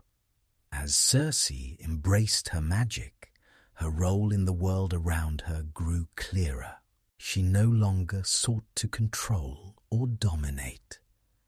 Instead, she understood her gifts as tools to heal and help, to guide those who were lost or confused. She used her potions and spells not to bend the world to her will, but to ease the suffering of those who came to her seeking aid. Her fame grew, and with it came the occasional visitor, travelers, sailors, and adventurers who had heard tales of her abilities. Though Circe was no longer the woman who had once been consumed by the loneliness of the island, she remained cautious. Her heart, once closed off to the world, had been cracked open by the experiences she had gone through. But it was still tender, still vulnerable. She had learned the importance of guarding it, of not allowing herself to become too attached again, for the pain of love, however beautiful, was also great. One evening, as she wandered through the quiet forest, Circe came across a traveller who had lost his way. He had been shipwrecked, his boat torn apart by the stormy seas, and he wandered, dazed, onto her island. When Circe saw him, she was struck by a sense of familiarity. His face was weathered, worn with time and hardship, but his eyes were unmistakable. It was not Odysseus, but the resemblance to him was uncanny. The traveller was another mortal, yet in his eyes Circe saw something of herself, something of the journey she had taken. She helped him, just as she had helped others before him, and yet there was something different in the way she approached him. Perhaps it was the knowledge she had gained in her years of solitude, or perhaps it was the wisdom she had accumulated from her time spent in love and loss. She offered him shelter, food, and comfort, but she did not seek anything in return. That night, as Circe sat by the fire with the traveller, she reflected on all that had brought her to this point. She had once been a young woman, full of ambition and magic, longing to be understood and feared. She had used her powers to change the world around her, but it was the love of Odysseus that had truly transformed her. She had learned from him that there was more to life than magic. There was connection, empathy, and a shared journey through both joy and pain. Circe had once been a figure of legend, a woman whose name was whispered with awe and fear. But now she was a woman who had come to understand the true nature of power. Power was not about domination or control. It was about understanding, about using one's gifts to serve others, and, in turn, discovering the richness of life itself. As Circe gazed into the fire, she thought about the legacy she would leave behind. She would not be remembered solely for her magical abilities, nor for the transformation of Odysseus's crew. She would be remembered as someone who had learned to live fully, to embrace both the light and the darkness of existence. She had learned to love, to let go, and to accept the fleeting nature of all things. Circe's legacy was not in her magic alone, but in her ability to transform herself, to evolve beyond the isolation she had once known. She would be remembered as a woman who had walked the path of magic and love, who had opened her heart to both the mortal world and the divine. Her story, though complex, would live on as a reminder that even in the darkest of times, there was always the potential for transformation and redemption. As the fire crackled and the traveler rested by her side, Circe realized that her journey was far from over. She had found peace, but she had also found purpose. Her magic would continue to guide her, but it would no longer be her only guide. The world was full of stories, of people who came and went. But in every encounter, Circe found a new piece of herself. She had no idea where her path would lead, but she now knew that she was ready to walk it, whatever the future held. Aiaia, the island that had been both a sanctuary and a prison for Circe, continued to stand as it always had, an enduring symbol of isolation and power. The seasons passed, one flowing into the next, as they had for centuries, with the sun rising and setting over the island's cliffs, and the ocean winds sweeping through the trees. The cycles of nature seemed unaffected by the human concerns of love, loss, and change. Yet, for Circe, the passage of time became something much more profound. She had once measured time in the quiet solitude of the island, marking each day as it passed by the rhythms of the sea and the changes in the weather. But now, time had taken on new meaning.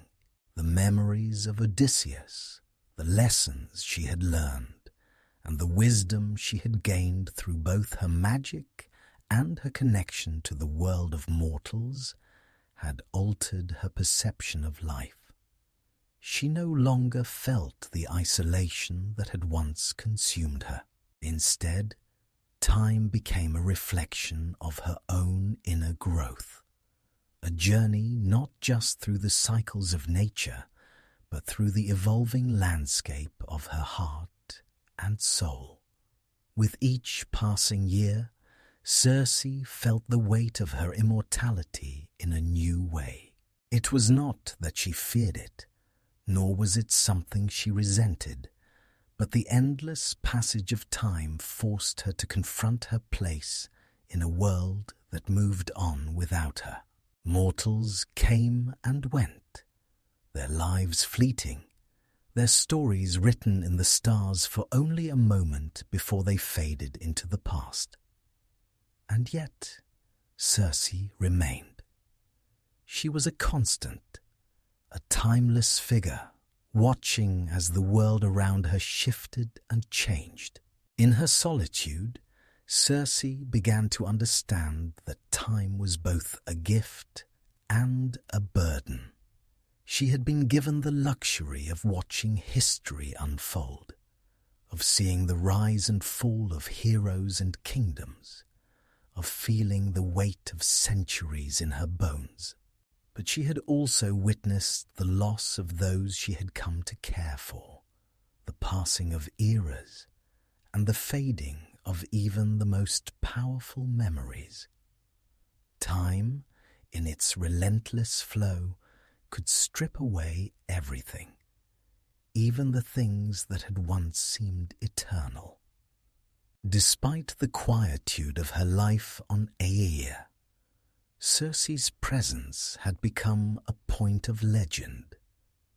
Mortals still ventured to the island, seeking her wisdom or her magic.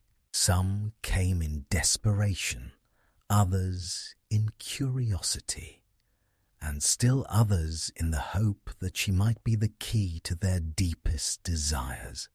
Circe helped them, but her interactions with them were always measured. She had learned the dangers of becoming too involved, too invested. It was not that she no longer cared for mortals. It was that she had learned that attachment could be as dangerous as magic itself. She could shape their fates, but she could not carry their burdens forever. One day, a man came to Aya. He was not a sailor or a traveler as most were. This man carried a different energy, a quiet urgency in his step, as though he were running from something, or perhaps running towards something. Circe first noticed him from a distance, walking along the edge of the forest, his gaze fixed on the horizon, as though he were searching for something long lost. She did not approach him immediately. She knew better than to rush into any situation, especially one as mysterious as this. The man came closer, his eyes meeting hers as he finally entered the heart of the island. There was something familiar about him, but Circe could not place it. His face was weathered by the passage of time, but there was a recognition in his expression, a silent understanding. "Are you the sorceress who lives here?" he asked, his voice steady but tinged with weariness. "I am," Circe replied simply. "What brings you to Aya?" The man hesitated for a moment, then spoke. "I have heard stories of a woman who can change the world, who can alter the fates of men. I have come to see if the tales are true." Circe studied him carefully. She had heard such words before, from many who had sought her out in search of power or knowledge. But there was something different about this man. It was not just his request, but the way he spoke, as if he were not asking for something for himself, but seeking something beyond his own needs. "I can change things," Circe said, her tone calm. "But magic is not always the answer. Sometimes it is better to learn to live with what we cannot change." The man nodded, as though he understood the weight of her words. "Perhaps you are right, but there is something I must know, something that has haunted me for years. I need to understand why I have been cursed, why my journey has been so long, so filled with hardship. Only you can give me the answers I seek." Circe looked at him, the realization dawning on her. His story was one she had heard before. It was not a tale of power or greatness, but one of loss and redemption. She saw in him the same searching, restless energy she had once felt, an energy that had driven her to isolate herself, to focus only on magic. "You have come seeking answers," Circe said, her voice softer now. "But perhaps what you seek is not the answer, but the question itself. The journey, not the destination. The understanding, not the solution." The man's eyes softened, and for a brief moment Circe saw the vulnerability that lay beneath his hardened exterior. He was not unlike the many who had come before him, seeking answers to questions that had no easy answers. In the quiet that followed, Circe realized something profound.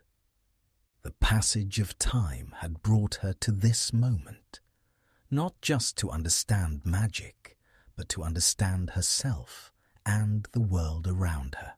She had spent so many years seeking knowledge, seeking power, that she had forgotten the most important lesson.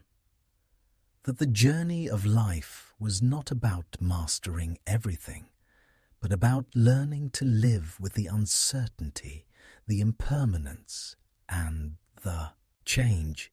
As the man turned to leave, Circe spoke again. Remember, what you seek is not always found in the answers. Sometimes it is found in the questions we ask and in the way we live with them. The man nodded, understanding that his journey was far from over. As he disappeared into the distance, Circe felt a quiet sense of peace settle within her. Time, she realized, was not something to be feared or controlled. It was something to be lived through, to be embraced, and to be understood. The days on Aeaea, though quiet, were no longer the same as they had once been.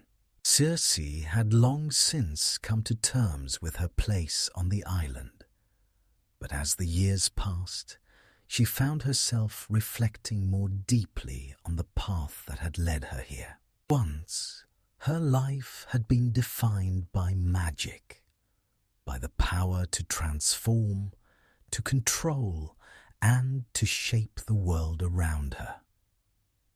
But now, it was something more profound. It was about acceptance. In her solitude, Circe had come to realize that magic was not merely a tool to bend the world to one's will. It was a force that required understanding, not domination. Magic was about balance, about the delicate interplay between the forces of nature, of life, and of death. It was something that could heal and harm in equal measure, and the true power lay in knowing when and how to use it. She thought back to the time she had spent with Odysseus, the brief but meaningful connection they had shared. In that moment, Circe had opened her heart in ways she had not thought possible. She had allowed herself to feel love, to be vulnerable.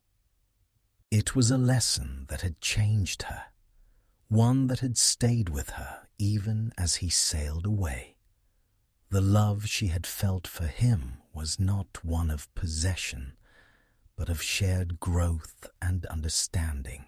Now, as she sat alone on the edge of a cliff overlooking the endless expanse of the sea, Circe found herself contemplating the nature of love itself. Was it a fleeting thing, something to be cherished for a time but never held onto? Or was it a deeper connection, something that transcended time and distance, like the ebb and flow of the tides? She did not have all the answers, but she knew that love, like magic, was a force that could not be controlled. It was a part of the world, just as she was, a part of nature, a part of the universe. Circe had also come to realize that her journey was not one that could be measured by the passage of time alone. The moments she had shared with Odysseus, the lessons she had learned from him, had not faded with the years. They had remained with her, woven into the fabric of her being. She carried those moments with her as she moved forward, each step shaped by the wisdom she had gained through love, loss, and transformation. And yet, Circe could not escape the lingering sense of isolation. Despite all the progress she had made, there were still times when she felt the weight of her immortality, when she realized that she would outlive every mortal she encountered, and that her journey, though meaningful, was one she would walk alone. It was not a sadness that overtook her, but a quiet acceptance. She had learned that life, like magic, was about balance. There would be moments of joy, but also moments of sorrow. There would be connections, but also separations. This was the nature of existence. She had learned to live with the uncertainty of it, to embrace the ebb and flow of life and death, creation and destruction. Circe's reflection was not about regret or longing. It was about understanding that her power, her journey, and her place in the world were all intertwined. She was not simply a sorceress who had the power to change the world. She was a part of the world itself, connected to the forces of nature, to the very magic that flowed through her veins. And so, Circe spent her days in quiet reflection, her magic still a tool for transformation, but no longer one of control. She used her powers to heal those who sought her help, to guide them on their own journeys, but she never imposed her will on them. She had learned that true power was not about domination. It was about understanding, about using one's gifts with wisdom and compassion. As the sun set over the horizon, painting the sky with hues of gold and crimson, Circe felt a deep sense of peace settle within her. She was not defined by the magic she wielded, nor by the love she had shared. She was defined by the choices she made, by the way she lived her life. She had learned that life, like the world around her, was constantly changing. And in that change, there was beauty, there was wisdom. In the quiet of the evening, as the stars began to twinkle above, Circe whispered softly to the winds, as if speaking to the spirits of the island itself. "I have learned much," she said, her voice calm but filled with understanding. "And yet, there is still so much more to learn. The journey is never truly over. It is not about the destination, but about the steps we take along the way." The wind picked up, swirling around her as if in agreement. Circe smiled softly, feeling the weight of the years she had lived and the wisdom she had gained. She had found peace, not in perfection, but in the acceptance of all that had come before and all that would follow. For Circe, the journey was no longer about seeking power or answers. It was about living fully, embracing both the light and the darkness, and allowing herself to be transformed by the experiences life had to offer. Magic, love, loss, and acceptance. These were the forces that shaped her, and in their presence, Circe had found a peace that no spell could create. The island of Aea had always been Circe's sanctuary, a place of isolation where she could hone her magic and contemplate the mysteries of the world. It was here that she had come to understand herself, her powers, and the delicate balance between control and surrender. Yet, as the years passed, Circe began to realize that her time on Aea had not only been one of self-discovery, it had also been a preparation for something greater. The magic she had once wielded so fearfully and alone was now a tool for something more profound. Her experiences with Odysseus, her encounters with mortals, and the lessons she had learned through both love and loss had opened her eyes to the deeper purpose of her powers. She no longer saw herself as an isolated sorceress removed from the world. Instead, she began to understand that her magic was not just about transformation.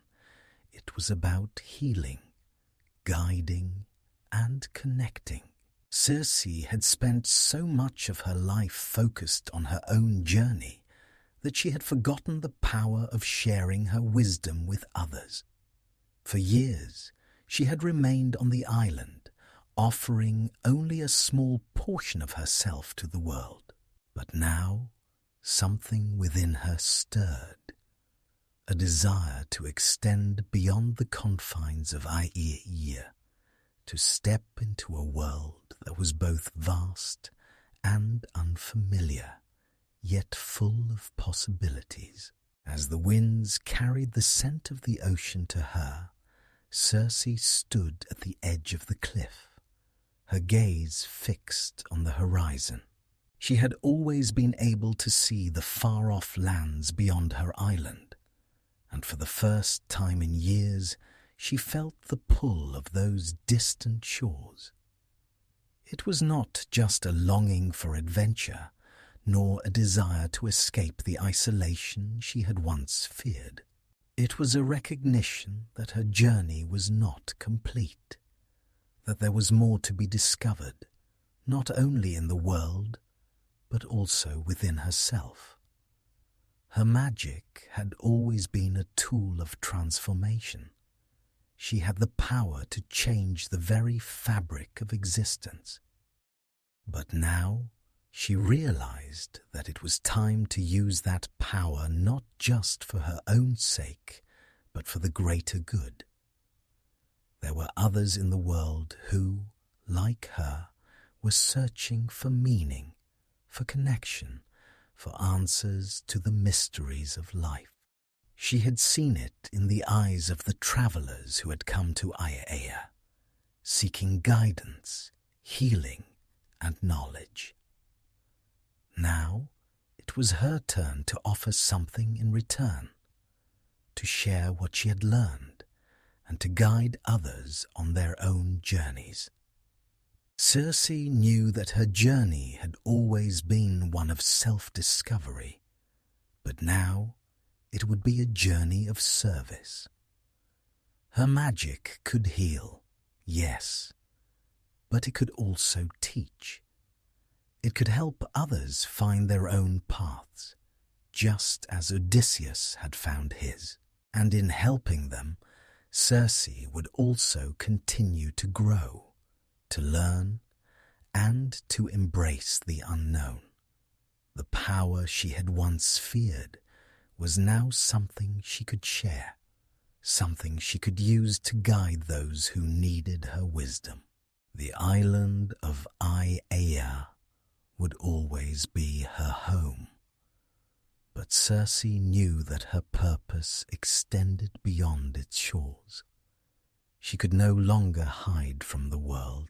She had been given the gift of immortality, but she had also been given the gift of wisdom, and that wisdom was not meant to be hoarded.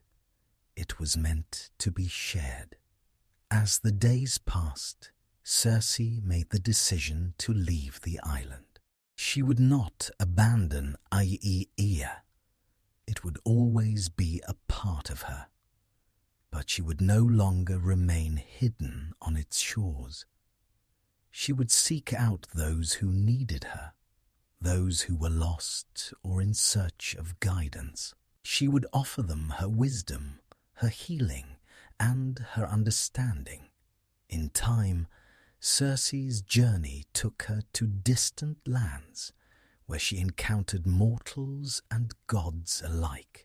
Her reputation spread far and wide, and those who heard of her magic sought her out, not only for the power she wielded, but for the kindness and compassion she had learned to cultivate. Circe had become more than just a sorceress. She had become a guide, a teacher, and a healer. But as she traveled, Circe found herself learning once again. She learned from those she helped, from the people she met, and from the world she had long avoided. She had once been so focused on her own power that she had forgotten the importance of human connection, the quiet wisdom that came from shared experiences, from walking alongside others on their journeys. She had been a teacher, yes, but she had also been a student. Through her travels, Circe came to understand the truth that had eluded her for so long. The true magic of the world was not in the power to transform, but in the ability to connect, to share, and to heal.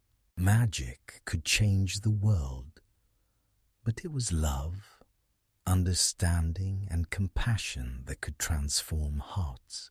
As Circe continued on her journey, she found that her purpose was not to control or to dominate, but to offer her knowledge and wisdom to those who were willing to learn. She became a beacon for those who sought answers, a guide for those who were lost. And in doing so, she found that her own heart, once closed off to the world, had grown fuller and richer than she had ever imagined. The legacy of Circe was no longer just one of power and isolation. It was a legacy of love, healing, and connection. A reminder that even the most powerful sorceress could find peace in sharing her wisdom with the world. And so, Circe's journey continued. Not as a solitary figure hidden away on Aeia, but as a teacher, a healer, and a soul in search of deeper meaning, ever ready to embrace whatever came next on the horizon. Years had passed since Circe left the quiet shores of Aeia, but the island remained etched in her heart, a place where her journey had begun, where she had learned the depth of her own power and the true meaning of magic. As her travels took her to many lands, where she healed, taught, and guided others, the quiet beauty of Aeia lingered in her thoughts. It was a place of solitude, yes, but also of profound transformation. A place that had shaped her more than any other. Though Circe had sought to connect with the wider world, to share the wisdom she had gained, she could not shake the feeling that there was more for her to learn on Aeia, a place that had once been both her sanctuary and her prison. She had travelled far, encountered many souls, and shared her magic with those in need. But something inside her told her it was time to return. The decision was not an easy one. Circe had spent so many years running from the isolation she had once feared, seeking connection and belonging in the world of mortals and gods. But she had come to realize that returning to Aeia did not mean retreating from the world. It meant embracing it in a new way. The island had given her the space to grow, and now she felt that it was time to return, not as the woman who had once feared being alone, but as someone who had learned the value of both solitude and connection. As Circe made her way back to Aeia, The sea seemed to welcome her with open arms. The familiar scent of salt and earth filled the air, and the gentle waves lapped at the shores as though they, too, were eager to greet her. It had been years since she had last stood on the island's cliffs, and yet it felt like no time had passed at all. The rhythm of the island had not changed. It was still the same place of magic and mystery, where the earth hummed with life and the winds whispered ancient secrets.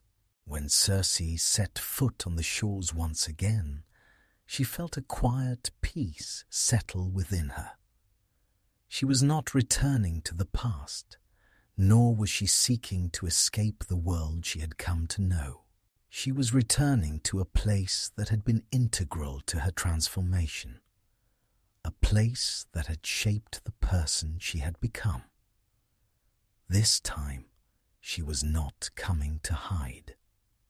She was coming to continue her journey, to reflect on all she had learned, and to honor the place that had given her the space to grow. Our Aya welcomed her, as it always had. The trees seemed to sway in greeting. The earth beneath her feet felt familiar and grounding, and the sky above stretched wide and endless. It was here that Circe had first understood the depth of her magic, and it was here that she would once again reconnect with her true self. But something had changed within Circe. She was no longer the woman who had feared the solitude of the island. She was no longer the young sorceress searching for meaning, for belonging. She had lived, loved, lost, and learned. The wisdom she had gained through her travels was not something that could be left behind.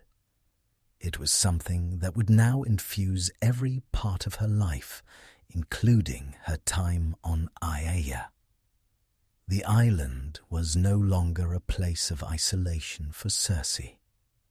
It was a place of balance, where she could reflect on the lessons she had learned, but also a place where she could continue to guide those who came to her for help.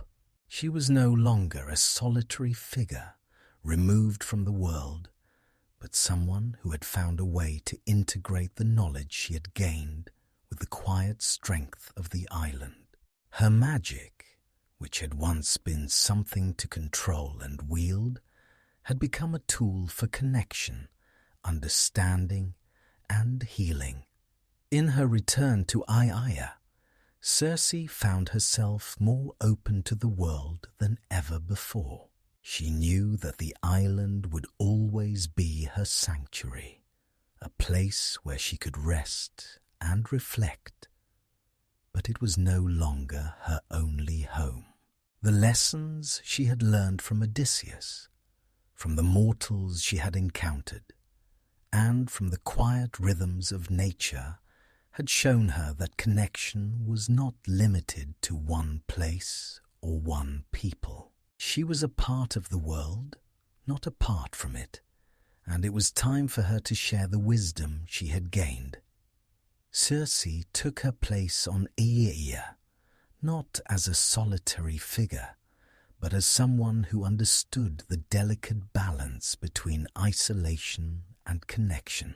She would continue to live on the island, offering her wisdom to those who sought it. But she would also continue to live in the world, embracing both the magic of the island and the magic of life itself. Her return to Aiaia marked a new chapter in her journey, a chapter not defined by the fear of loneliness, but by the acceptance of both solitude and connection. She had learned that true peace came not from escaping the world, but from embracing it, both in its quiet moments and in its chaotic, ever-changing nature. And in this acceptance, Circe found a new sense of purpose. She had learned that her magic was not just a tool for transformation, but a gift to be shared with the world. As the sun set on the horizon, painting the sky with hues of gold and crimson, Circe stood on the cliffs once more, gazing out at the sea. She was no longer the same woman who had first arrived on the island. She had grown, evolved, and learned the most important lesson of all, that the journey never truly ends. It is a journey of constant growth, of learning to navigate both the light and the darkness, and of embracing both solitude and connection with equal grace. And so, Circe stood, content in the knowledge that her purpose was far from over. The island of Aiaia was not just her home. It was the place where her journey had begun, and it was here that she would continue to find peace, purpose, and wisdom. The world awaited her, and she was ready to embrace whatever came next. Years passed on Aiaia, but Circe's connection to the island deepened in ways she had never expected. Once a place of refuge, a sanctuary where she had learned the depths of her magic, Aiaia had become something more to Circe, a place of stillness, balance, and quiet strength. She had long ago come to terms with the reality of her immortality, and though she had seen many lives pass before her, she had never stopped growing, evolving, and seeking understanding. But in the quiet of the island, something profound began to stir within Circe. She had always associated magic with transformation, with the ability to change the world around her, to bend reality and nature to her will. Yet, as time passed, Circe realized that the most powerful magic was not that which transformed, but that which allowed things to be as they were. The quiet strength she had long sought came not from her ability to shape the world, but from her ability to accept it, to live in harmony with it. The island of Aiaia had become a mirror for her own journey, a reflection of the balance she sought between power and peace, action and stillness. The magic that flowed through her veins was no longer something to control, to dominate. It had become a part of the natural order, a tool for harmony rather than conflict. Circe no longer sought to bend the world to her will. She had learned, through years of solitude and self-discovery, that the most profound magic was the magic of acceptance, the ability to witness the world as it was, and, in doing so, understand its deeper rhythms. Every day, Circe took long walks through the island's forests, listening to the whispers of the trees, the song of the wind, the quiet pulse of the earth beneath her feet. There was magic in these moments of stillness, in the simple act of being present. Her powers, once a tool for change, had become a means of attunement to herself, to the island, and to the natural world that surrounded her. In this quiet strength, Circe found a new kind of peace, one that did not require domination or control. Yet, even in the peace she had cultivated, the world continued to move forward. Aiaia, while timeless in its beauty, was not immune to the changes that shaped the lives of mortals. Every now and then, a traveller would arrive, shipwrecked, lost, or seeking answers. Circe welcomed them, not with the intent to change or transform, but to guide them, to offer them a place of rest and reflection. She had become a quiet presence in the lives of those who sought her out, offering wisdom, healing, and the solace of knowing that even the most powerful forces could coexist with stillness and understanding. One such traveller arrived one evening, seeking shelter from a sudden storm. He was a man of middle age, his face weathered from the winds of many journeys. His clothes were torn, his eyes tired, but there was a quiet dignity in his bearing that intrigued Circe. As she welcomed him into her home, she saw something in his eyes, a searching, restless energy that reminded her of her own past. He was not just a man seeking shelter from the storm. He was a man seeking something deeper, something that he could not find on his own. The man introduced himself as Agrius, a sailor who had spent years traveling from place to place, seeking fortune and meaning. His words were soft, his voice tinged with weariness, but there was an urgency in the way he spoke. He had been to many lands, he said, and had sought many answers, but he had not yet found peace. He had heard of Circe's island, of the magic that resided there, and had come in the hopes that she might offer him the guidance he so desperately needed. Circe listened to him with quiet attention, sensing the weight of his words and the burden of his heart. He had been a man on a journey for much of his life, but the journey had not brought him the fulfillment he sought. He had come to Aea, like so many others, in search of something, though he could not yet name it. Perhaps it was the peace Circe had found.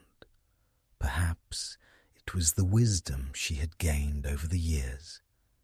But Agrius sought something deeper, something more than just answers. "I have travelled far," Agrius said, his voice tired but steady.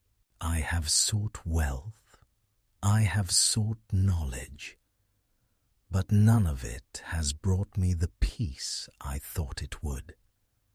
And now I find myself here, lost, with nothing left to seek but understanding.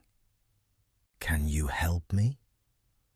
Circe gazed at him for a long moment, feeling the weight of his question. She had heard these words before from many who had crossed her path. Yet, in Agrius's voice, she heard something different, something she had once felt within herself. He was searching, yes, but he was also ready to listen. He had come to Aea not for power or wealth, but for peace. "You are seeking peace," Circe said softly, "but peace is not something that can be given. It is something that must be found within oneself." She paused, allowing the words to sink in.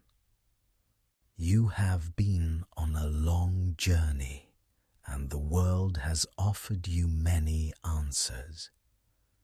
But sometimes the answers we seek are not found through action. They are found through stillness. The world moves at its own pace, and we must learn to move with it, not against it." Agrius nodded slowly, taking in her words.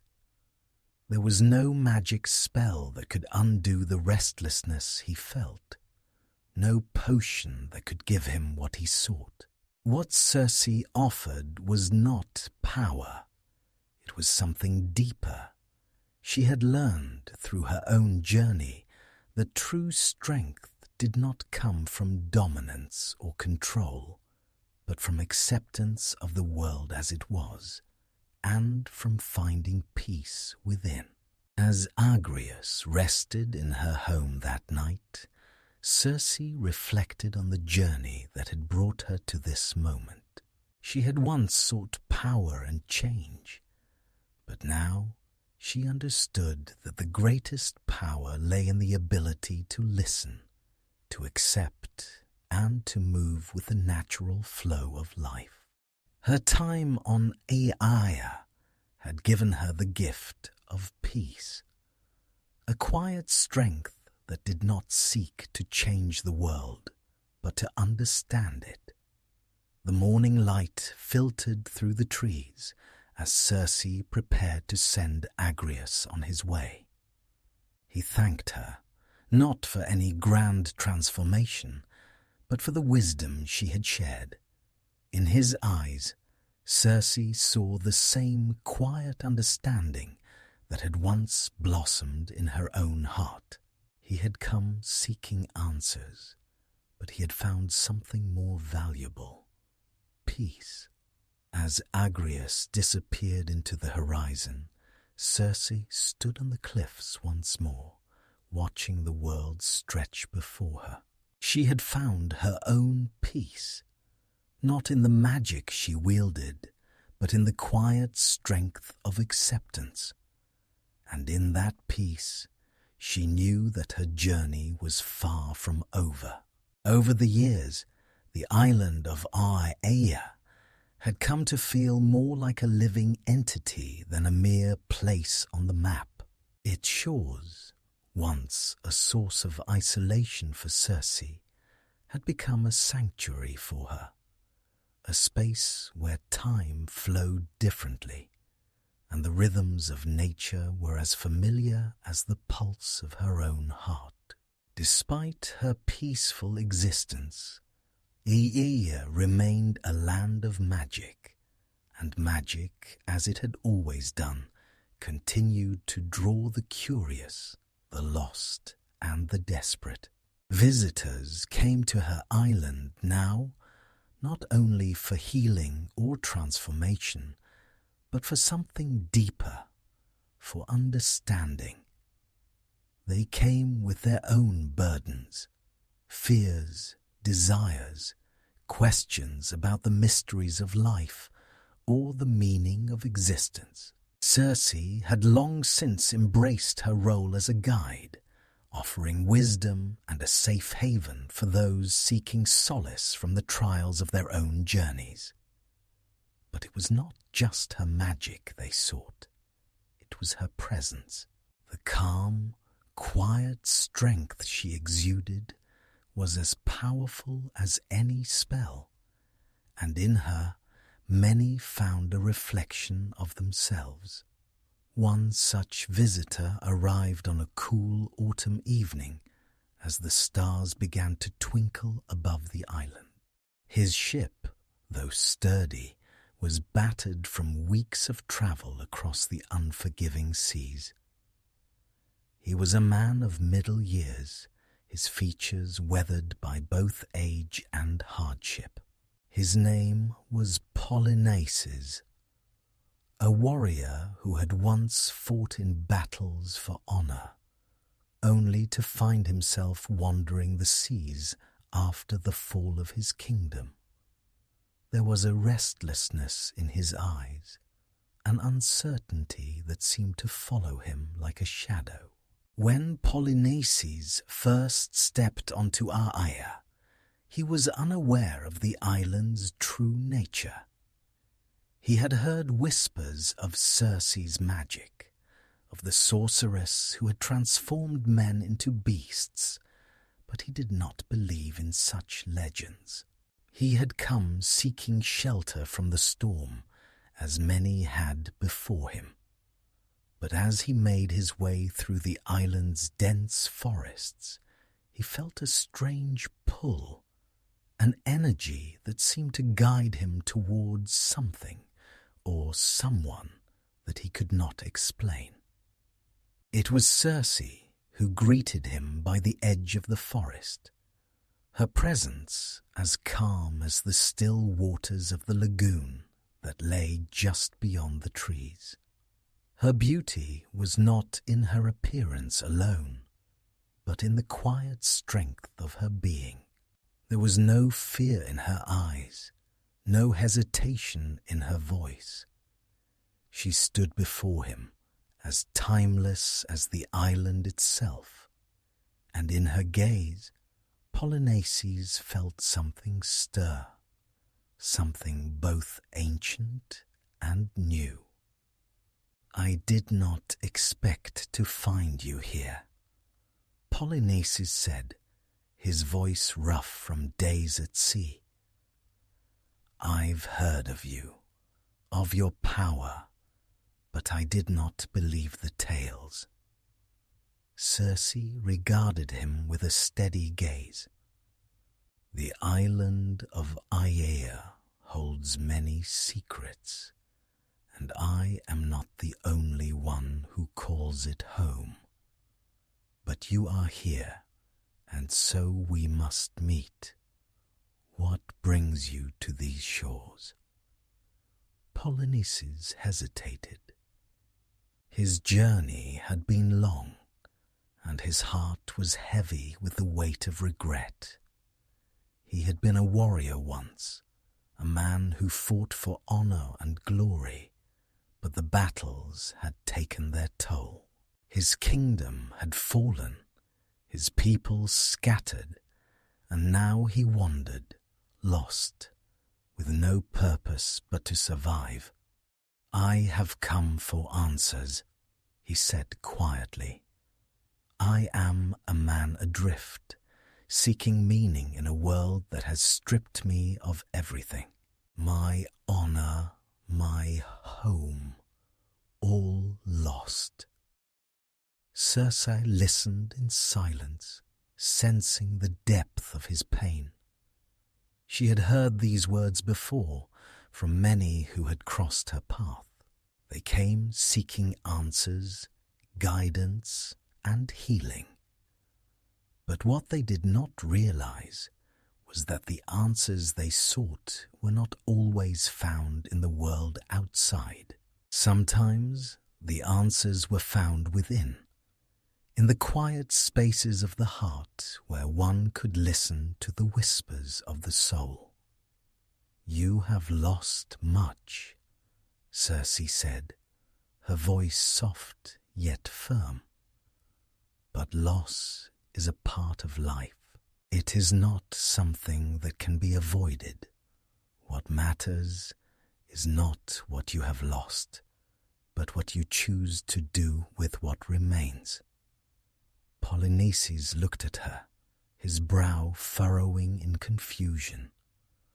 "I do not understand. What remains of a man who has lost everything?" Circe stepped closer, her eyes filled with quiet understanding. "What remains is your strength, your wisdom, your will to keep moving forward. You have been through battles, both external and internal, but it is not the battles that define you. It is how you rise from them, how you choose to live after the fighting is over." Polynices' eyes softened as he listened. His life had been one of conflict, of constant striving for something he could never quite grasp. He had sought honor, glory, and power, only to find that they were empty in the end. The kingdom he had fought for was gone, and with it, the person he had once been. Circe's words resonated with him, though it was difficult for him to accept. He had been a man defined by what he had lost, but now Circe offered him a different perspective. She had lived through her own trials, her own struggles, and yet she had found a way to embrace the world as it was, to find meaning not in what had been taken from her, but in what she could create for herself. The answers you seek are not outside of you, Circe continued. They lie within your own heart. You are the one who must decide what your life will be from this point forward. You may not be able to change the past, but you have the power to shape your future. Polynices stood in silence, contemplating her words. It was as if a veil had lifted from his eyes, and for the first time in years he could see a path before him, one not defined by his past, but by the choices he would make from this point forward. I am not sure if I am ready to leave the past behind, he admitted, his voice quieter now. But perhaps you are right. Perhaps it is time for me to find a new purpose. Circe nodded, a faint smile touching her lips. It is always time to begin anew. The past is a shadow, but the future is a canvas. You have the power to paint it as you choose. As Polynices departed the next morning, his heart was lighter than when he had arrived. The burden of his past still weighed on him, but Circe had given him something he had not expected, a glimpse of hope. The answers he had sought were not in the world around him, but within himself. And for the first time in many years, he felt ready to begin the next chapter of his life. Circe stood at the edge of the forest, watching as Polynices disappeared into the horizon. She had given him her wisdom, but in doing so, she had also shared something of herself. She had come to understand that her magic was not just a means of transformation. It was a bridge, a way to connect with others, to guide them on their own journeys. The visitors of Aiaia came and went, but each one left a mark on Circe's heart, reminding her that the greatest magic was not the power to transform, but the power to help others find their way. The seasons continued their endless cycle on Aiaia, as they had for centuries. Each morning, the sun rose over the horizon, casting a golden glow across the island's lush landscape, and each night the stars filled the sky, a silent witness to the passage of time. To the world outside, Aiaia was timeless, a place where the magic of the island seemed to flow undisturbed by the changing tides of mortal life. But for Circe, the years felt different. With each passing season, she felt the weight of her immortality settle more deeply into her bones. She had always known that she was not like the mortals who came to her island. Her father, Helios, the sun god, had passed down his immortality to her. And though the magic of the gods flowed through her veins, it came with a price. Circe had learned long ago that immortality was not a gift, it was a burden. Her life had spanned centuries, and yet she had never truly felt the passage of time until now. As the years stretched on, Circe began to feel the distance between herself and the world around her. Mortals lived and died, Kingdoms rose and fell, and the world shifted in ways she could barely comprehend. But Circe remained. She was a constant, a figure who had witnessed the rise and fall of countless lives, yet had never aged, never changed in the way those around her had. In the quiet moments, Circe found herself questioning the value of immortality. She had once believed that eternal life would give her the time to learn, to master magic, and to understand the mysteries of the world. But now she understood that eternity was not an endless gift.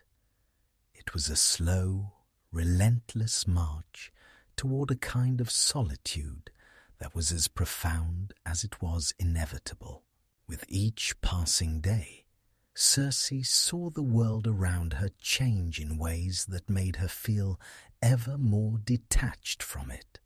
Though she had come to accept her immortality, there were times when it weighed heavily upon her. She watched the mortals she had come to know, the travelers, the sailors, the wanderers, live their lives and fade into memory while she remained unchanged. Their fleeting existences, their joys and sorrows, their loves and losses, all seemed so vivid, so real, while her own life stretched on, endless and, at times, hollow.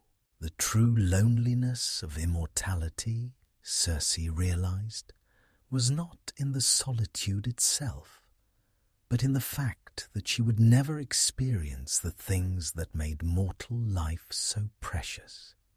The sense of urgency, the awareness that time was finite. For mortals, each moment was a gift, each breath a reminder that life was fleeting and valuable.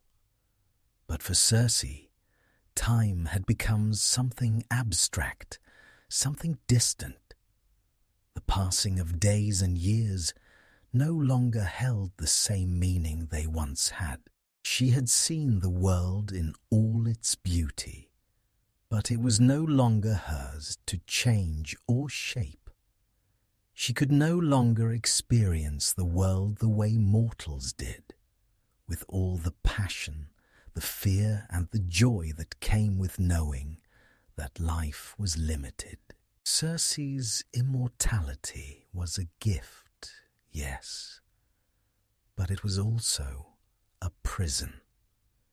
She had learned to accept it, to live with it, but the weight of eternity pressed down on her soul like a heavy stone. She had seen so much, perhaps too much, and had been forced to witness the passing of the lives of those she had cared for. Her love for Odysseus had been a fleeting thing, but it had left a mark on her heart.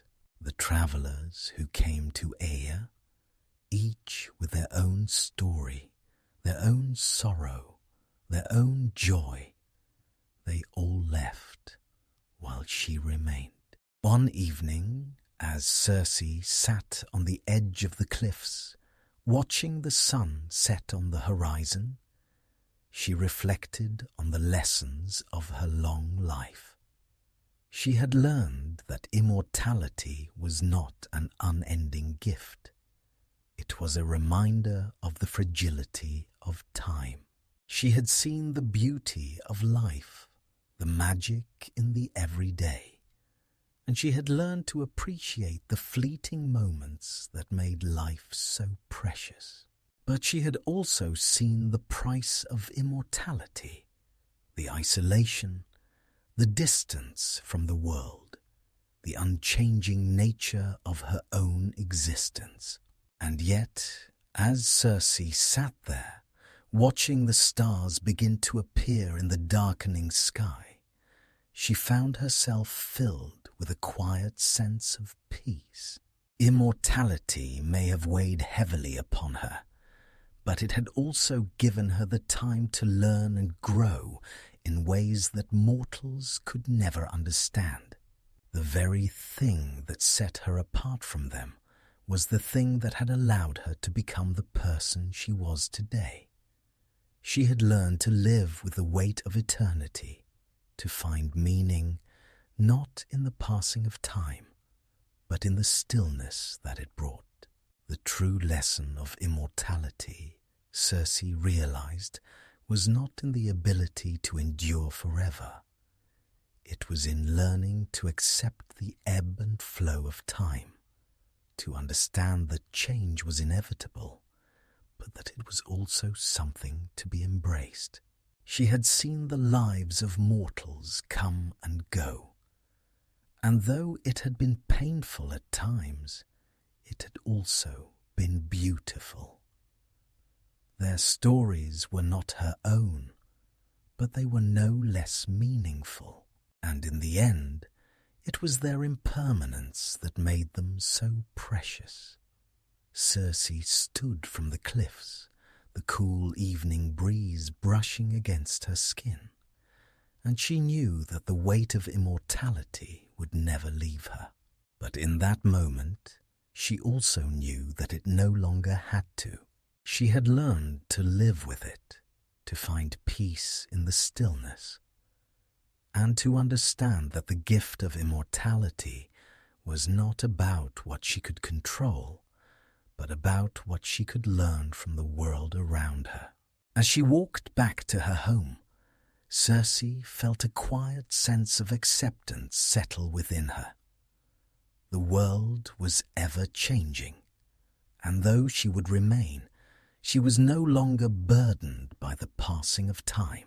She had come to understand that immortality was not a curse, but a gift that allowed her to witness the beauty of life and to continue learning, growing, and sharing her wisdom with the world.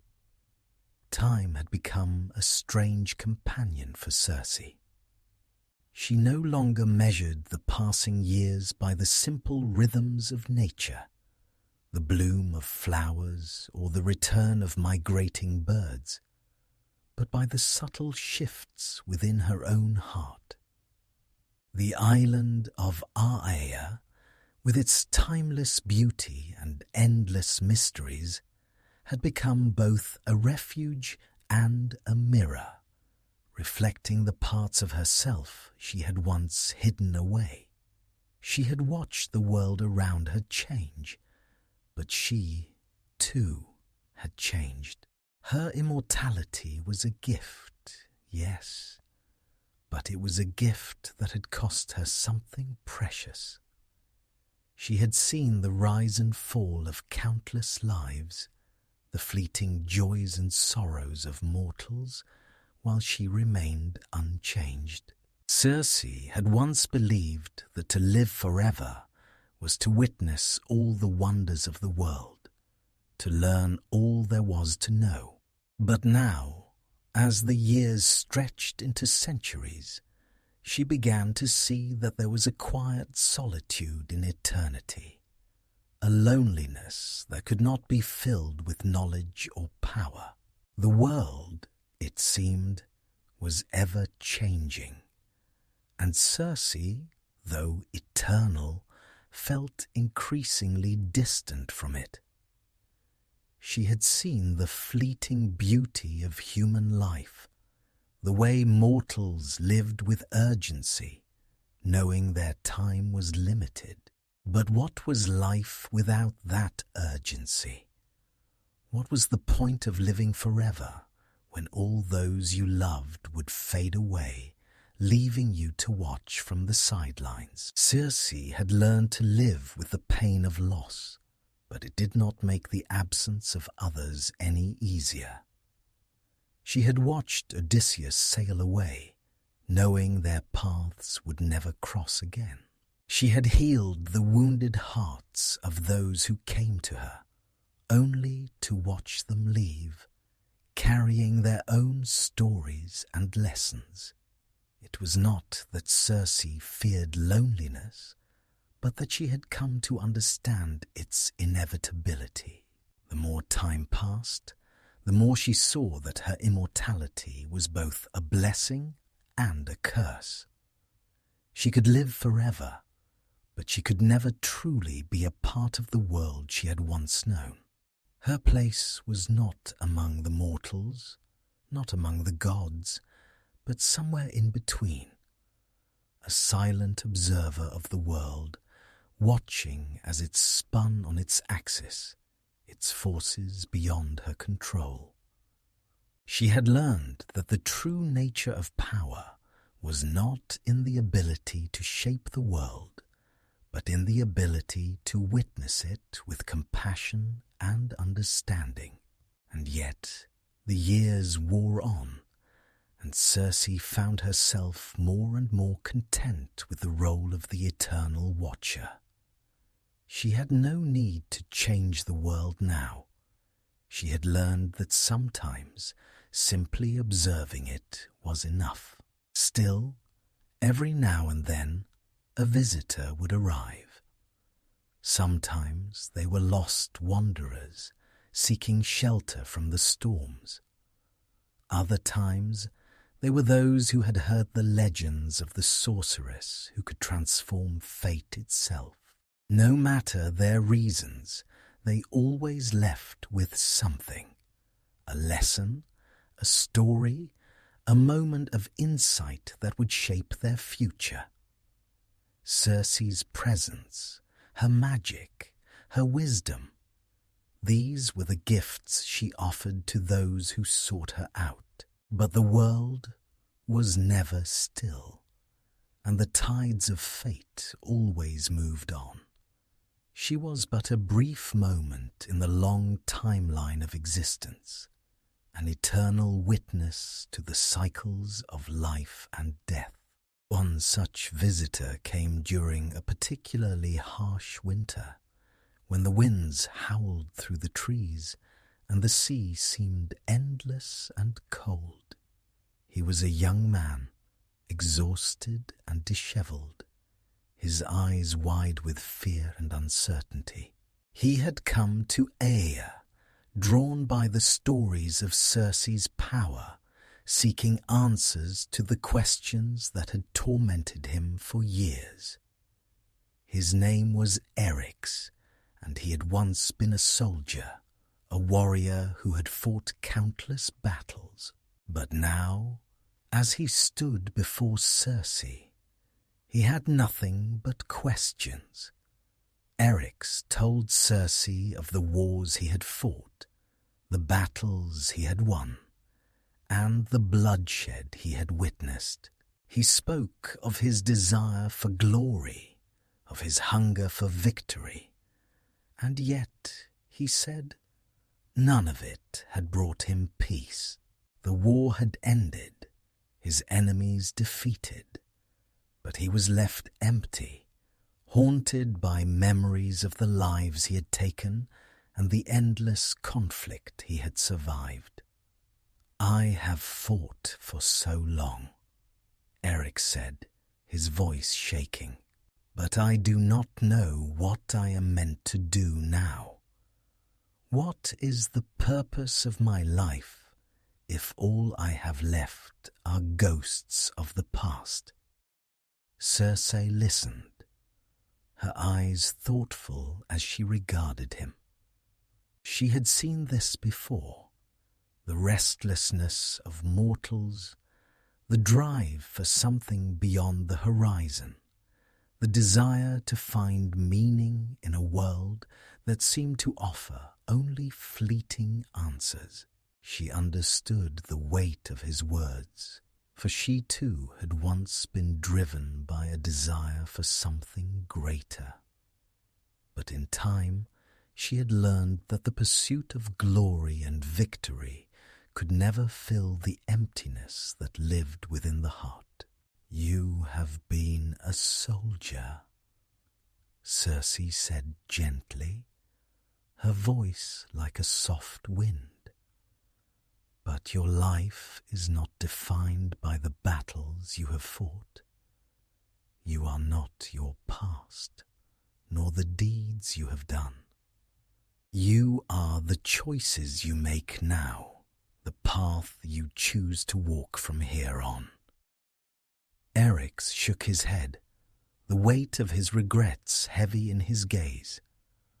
But I cannot undo the past. How can I move forward when I have done so much harm? Circe studied him for a long moment, her expression calm, yet full of understanding. You cannot undo the past, no. But you can learn from it. You can choose to live differently, to seek redemption not in victory, but in peace. It is not the battles you fight that define you, but the way you choose to heal the wounds you have caused. Eryx looked at her, hope flickering in his eyes. For the first time in a long while, he felt the weight of his burden lift, if only slightly. He had been searching for answers in the wrong places, fighting battles that had no true meaning. Now, standing before Circe, he realized that the greatest victory he could achieve was not one won on the battlefield, but one achieved within himself. I have been a soldier, he said quietly, but perhaps it is time to be something else. Circe nodded, a gentle smile tugging at the corners of her lips. It is never too late to change. The greatest strength lies not in what you conquer, but in what you learn to let go of. As Eryx departed, his steps lighter than when he had arrived, Circe watched him go, her heart filled with quiet satisfaction. She had offered him wisdom, but he had taken the first step on his own journey. For Circe, this was the true magic, helping others find their own path, their own peace. And so, as the days stretched on, Circe continued her role as the eternal watcher, not as a figure of power, but as one who observed with compassion and understanding. Her immortality had taught her many lessons, but the greatest of all was the lesson of acceptance. To watch, to listen, and to guide. This, she realized, was her purpose. Circe had long since come to terms with the ebb and flow of life on Aeaea. The island had become her haven, her sanctuary, and the place where she had discovered the depths of both her magic and her heart. The visitors still came, each with their own stories, their own burdens, and their own desires.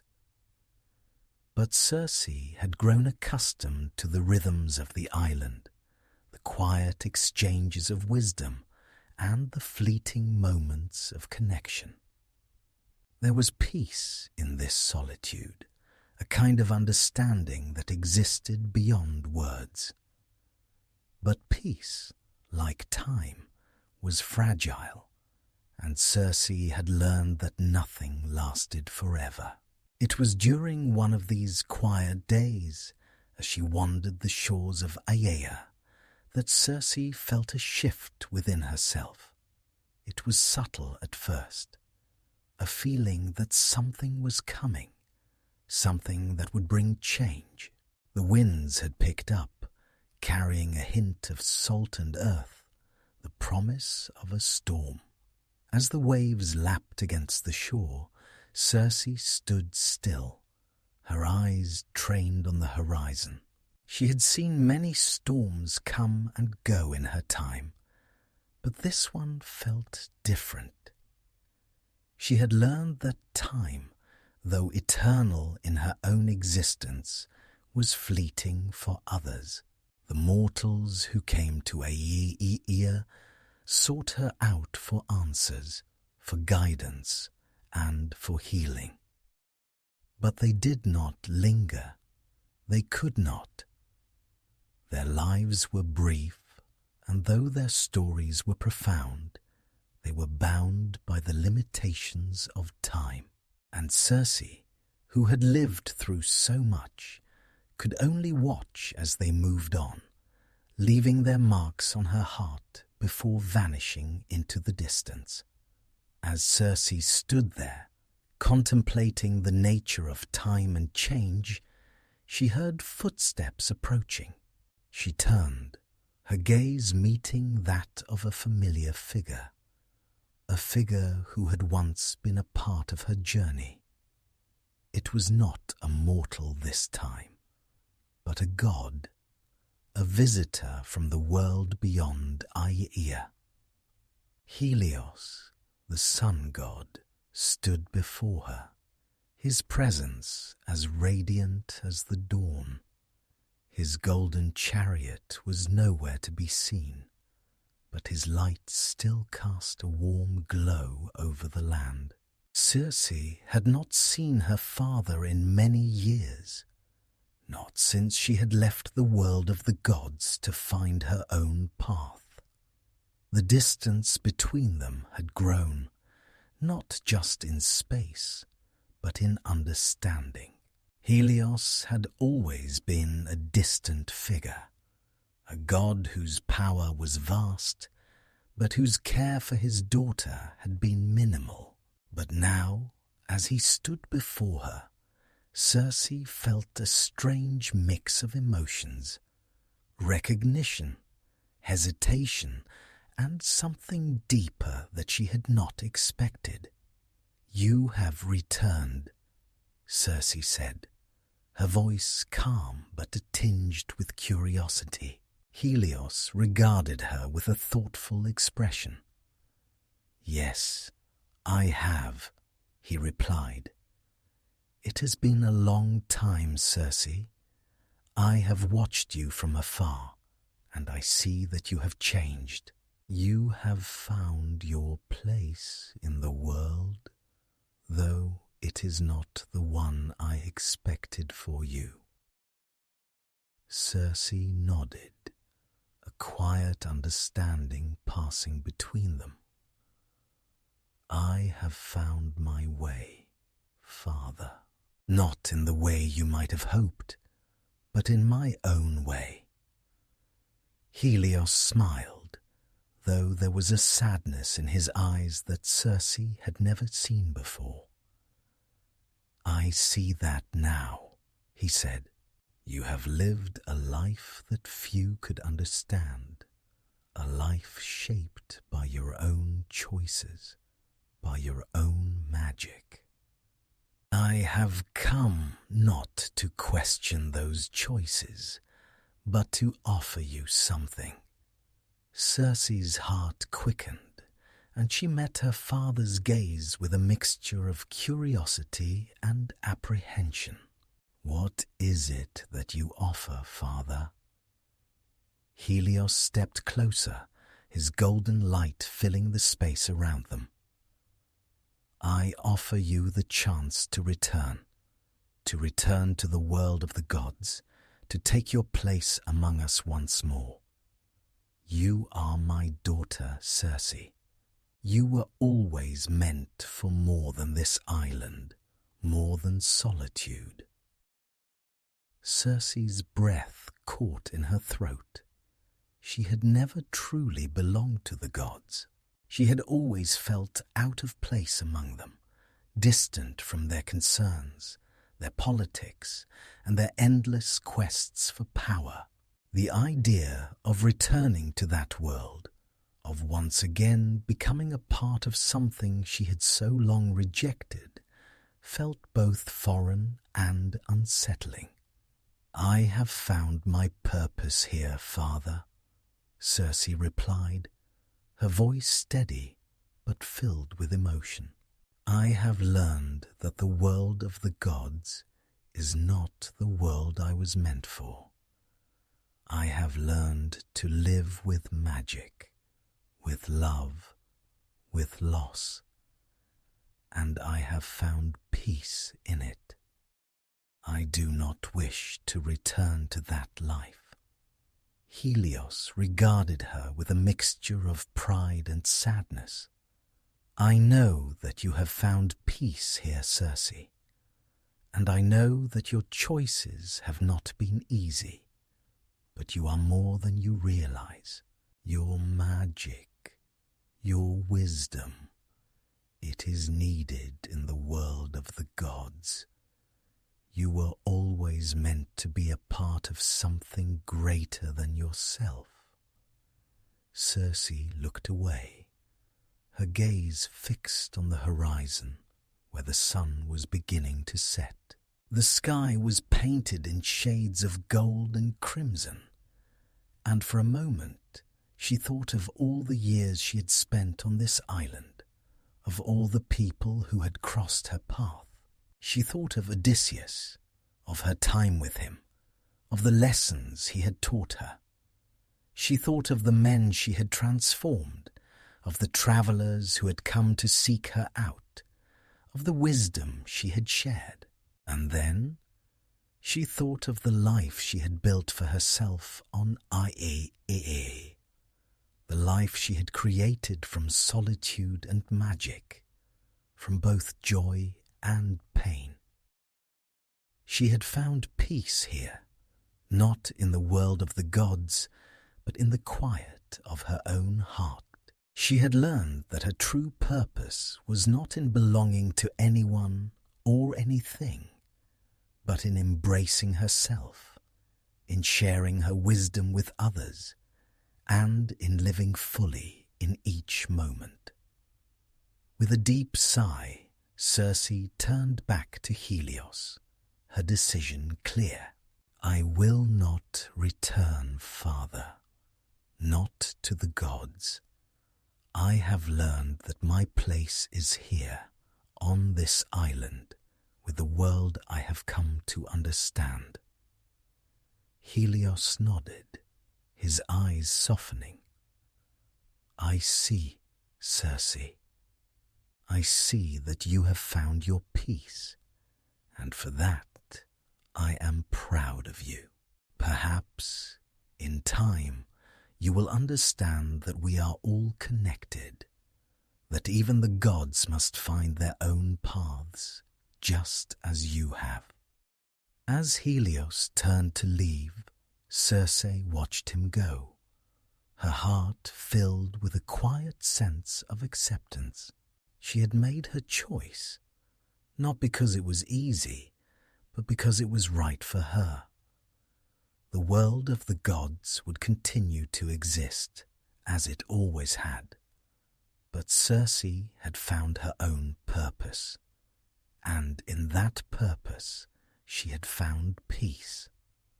As Circe stood alone on the cliffs of Aeoea, her thoughts turned inward once more.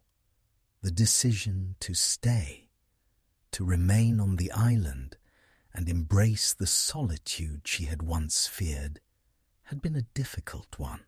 Her father, Helios, had offered her a return to the world of the gods, a life of power, of belonging to a greater force. But Circe had chosen a different path. She had chosen the quiet strength of the island, the serenity of a life lived in balance with nature. And in doing so, she had found a deeper connection to herself and to the world around her. Her immortality was a constant, ever-present force in her life. But Circe had learned to live with it, to accept its weight without allowing it to define her. Over the years, she had witnessed countless moments of beauty and sorrow, of growth and decay, all of which had shaped her understanding of both the world and herself. She had learned that magic, for all its power, was not the key to happiness or fulfillment. The true magic lay in the wisdom to live each moment fully, to embrace both the joys and the sorrows of life, and to find peace in the acceptance of what is. Circe had always been an outsider, both in the realm of the gods and among mortals. Her powers had set her apart, and her choice to live in solitude had only deepened her sense of isolation. But now, as she reflected on her journey, she understood that her isolation was not a curse. It was a gift. It had given her the space to learn, to grow, and to find the wisdom that so many others sought. It was in her solitude that Circe had learned to listen to the world around her, the quiet whispers of the trees, the hum of the earth, and the rhythm of the sea. She had discovered that there was magic in all of these things, magic not born of spells or incantations, but of the simple act of being present. She had come to understand that true wisdom did not lie in the manipulation of the world, but in the understanding of it. Now, with each passing day, Circe found herself sharing her wisdom with those who came to her. It was not through grand gestures or powerful spells, but through quiet words, simple acts of kindness, and the offering of guidance. The travelers who sought her out were often lost in their own fears, desires, or regrets. But Circe had learned that the path to healing was not always clear. Sometimes it was enough to simply listen, to offer a safe space for others to reflect and find their own answers. Though many came seeking answers, Circe knew that the greatest wisdom she could offer was not in providing them with solutions, but in helping them find their own path. Magic could change the world, but it could not change the heart. That was something only the individual could do for themselves. And so, Circe had made it her mission to help others discover the strength within themselves to face their fears, their doubts, and their pain. One evening, as the sun began to set over the horizon, casting a soft glow over the island, a woman came to Aia. She was a traveller, weary and haggard, her face drawn with worry. Circe greeted her at the edge of the forest, sensing that there was more to this woman than the tiredness that seemed to radiate from her. "I've heard stories of you," the woman said, her voice trembling. "They say you can help those who are lost. I've lost something important, and I don't know how to find my way." Circe looked at her, her gaze steady but gentle. "What have you lost?" she asked, her voice calm yet full of understanding. The woman hesitated, her eyes filled with sorrow. "I've lost my sense of purpose. I don't know who I am anymore. I've spent my life chasing after things, wealth, success, love. But now I find that none of it brings me peace. I don't know what I'm supposed to do with the rest of my life." Circe listened, sensing the depth of the woman's pain. She had seen this before, the restlessness of mortals, the hunger for something that could fill the emptiness inside. She had felt it herself once, long ago, before she had learned to accept the stillness of her own heart.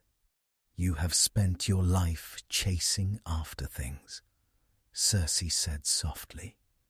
"But what is it that you are truly seeking? What is it that you hope to find?" The woman looked away, as though the question had struck her deeply. "I don't know," she admitted, her voice barely a whisper. "I think I've been looking for something outside of myself. But now I realize that I don't know what I'm looking for anymore." Circe took a step closer, her voice full of compassion. "What you seek is not outside of you.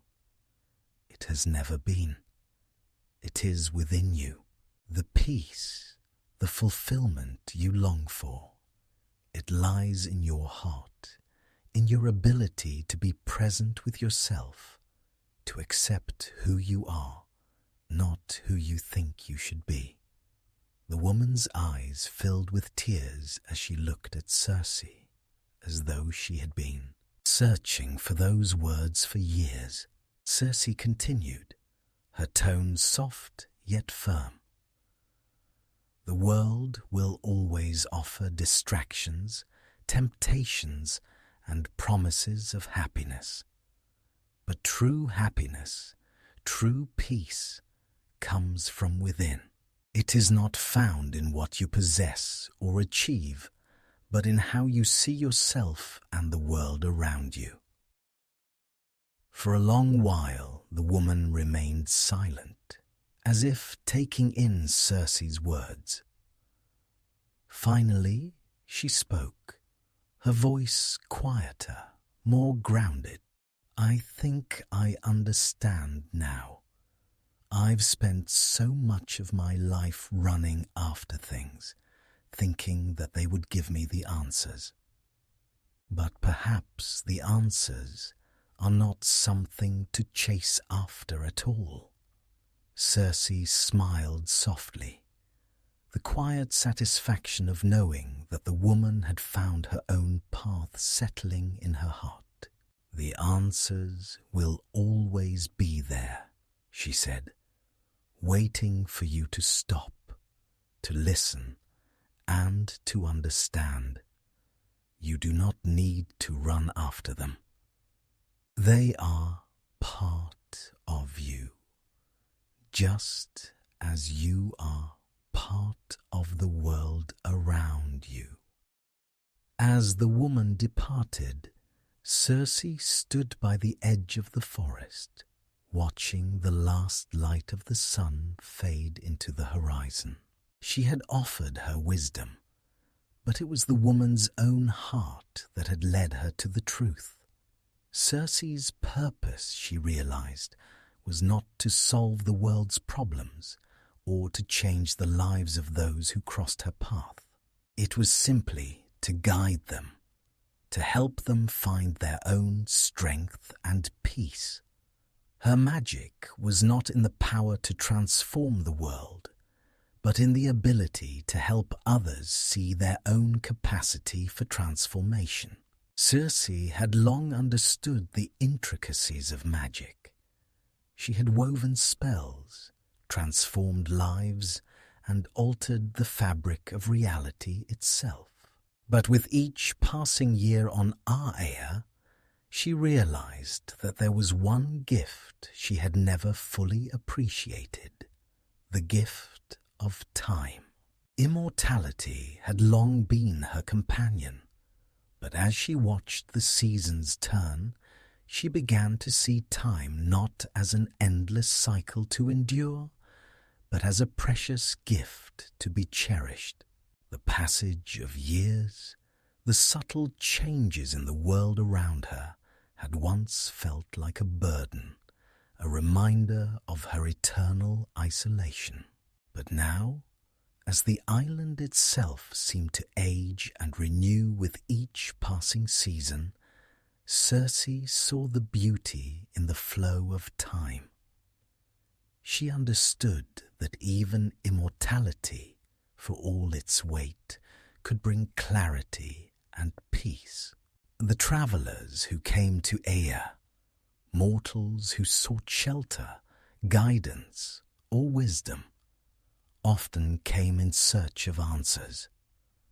They were like her once had been, full of questions, searching for meaning in a world that seemed to offer more questions than answers. They had the urgency of time on their side, the sense that their lives were short and precious. And in their fleeting time, they sought to make sense of it all. Circe, on the other hand, had always known that her time was limitless. But as she stood on the edge of the island, watching the sun dip below the horizon, she felt the weight of her own immortality in a new light. She had spent so long watching others live and die, watching the fleeting nature of mortal lives, that she had forgotten what it meant to be fully present in the moment. Time had a rhythm, a pulse, and she had spent too much of it detached, observing from afar. Now she realized that her own journey was not one of endless distance, but one of awareness. She was not just a witness to the world, she was a part of it. As the moon began to rise, casting a soft light over the landscape, Circe thought of the many lessons she had learned over the years. She had learned that power was not just about control, but about understanding. She had learned that love, though fleeting, had the power to change everything. And she had learned that time, though it could feel both endless and oppressive, was the ultimate teacher. One evening, a young woman arrived on the island, seeking Circe's wisdom. She was an artist, a painter who had come to Aea in search of inspiration. She had heard stories of Circe's magic and her ability to help others unlock their potential, and she had come to ask for guidance. "I've been struggling," the woman said, her voice trembling. "I've spent my whole life chasing after perfection in my art, but it feels like I'm always falling short. I want to create something that will last, something that will mean something, but I don't know how." Circe listened with a quiet understanding. She had seen this before, the desire for permanence, for something to leave behind, something to prove that a life had meaning. She had once felt that same longing, the need to make her mark on the world, to leave a legacy that would endure. But now she saw things differently. The true beauty of life, she had learned, was not in leaving a mark, but in living fully in the moment. "Perfection is an illusion," Circe said gently. "It is a fleeting moment, a glimpse of something that can never truly be captured. Art, like life, is not about making something perfect. It is about expressing what is within you, about creating something that speaks to your heart." The young woman listened intently, her eyes bright with the promise of new understanding. "But I want my work to last," she said. "I want it to be remembered." Circe smiled softly, the quiet wisdom of centuries in her gaze. What is remembered is not always what is perfect. It is what speaks to the soul, what captures the essence of the human experience. Art is a reflection of time, of the moments that pass and the emotions that remain. The beauty of your work will not be in its perfection, but in its honesty. It will live as long as it resonates with those who see it, who feel it. The woman's expression softened as if the weight she had carried for so long had been lifted. "Thank you," she whispered. "I think I understand now." Circe nodded, watching the young woman leave with a sense of peace. The answers she had sought were not in creating something that would last forever, but in creating something that was true to herself.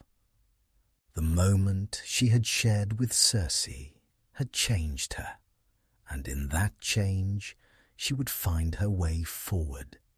As Circe watched the woman disappear into the distance, she felt a deep sense of gratitude.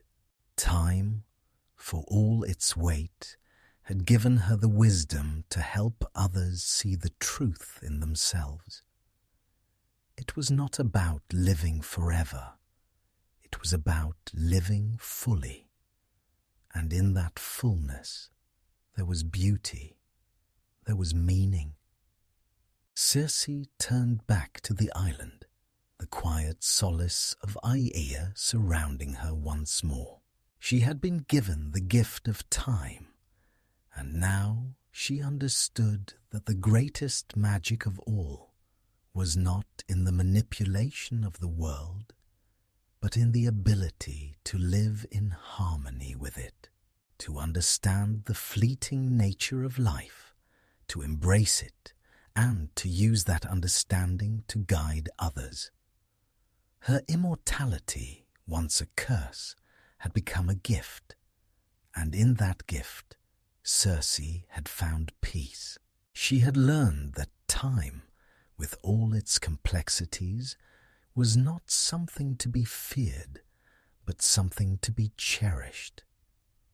For it was in the passing of time that the true magic of life unfolded, and it was in the moments that passed that lived forever in the hearts of those who experienced them.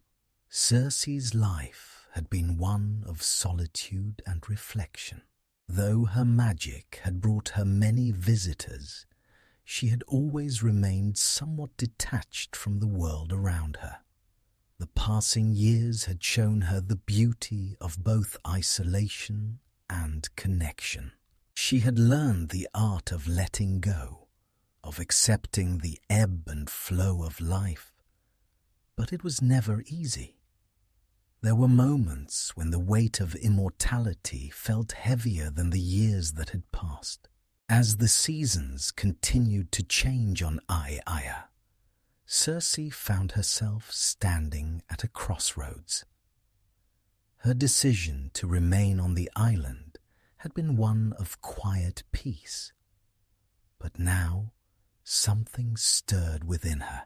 She had spent so long guiding others, offering her wisdom to those who came to her, that she wondered if it was time for her to take a new path. She had once been content to simply exist on the island, but now she could feel the winds of change. The world outside Aeaea had continued to evolve, and Circe began to wonder if perhaps her place in it had not yet fully revealed itself. Her immortality had allowed her to witness the world's ever-changing tides, but she had never fully participated in its course. Perhaps it was time to change that. Though the idea of leaving the island filled her with a sense of unease, Circe knew that her journey was far from over. She had learned that peace was not about avoiding change, but about embracing it with grace and understanding. It was time for her to step into the world once more, to leave behind the quiet shores of Aeaea and see what lay beyond the horizon. And so, one morning, as the sun rose over the ocean, Circe made her decision. She would leave Aeaea, at least for a time. She would take what she had learned from her years of solitude and share it with the world once more. Her heart was not heavy with regret, but heart filled with quiet anticipation. She knew that the world outside would not be the same as it had been when she first left it. It was a place of constant change, of shifting tides, and she would have to navigate it with care. But she also knew that the wisdom she had gained on Aya, the lessons of love, loss, and acceptance, would guide her as she ventured into the unknown. As she walked through the familiar forests of Aya, the island seemed to say its quiet farewell. The trees whispered in the wind, the waves lapped gently at the shore, and the earth beneath her feet seemed to hum with the rhythm of life. It was a place of magic, a place where Circe had learned to accept the stillness within her. But now she was ready to leave it behind and see what the world had to offer. Circe did not know what her future held, but she felt a quiet confidence in her decision. Her path was her own to choose, and she was no longer afraid of the unknown. The magic she had once wielded so fearfully had become a tool for growth, not control. And with that growth came the courage to embrace whatever came next. As she reached the edge of the island, Circe paused and took one final look at the land she had called home for so long. There were no regrets, no sorrow in her heart, only the knowledge that the time had come for a new chapter in her life. She had learned that peace was not about staying in one place, but about finding balance wherever she went. And now she would carry that balance with her as she stepped into the world once more. Turning away from the island, Circe stepped onto the boat that would take her from Aya. The sea, vast and endless, stretched before her, a symbol of the unknown and the possibilities that awaited. The island faded from view, but Circe knew that it would always remain with her in spirit, a part of her that would never be forgotten.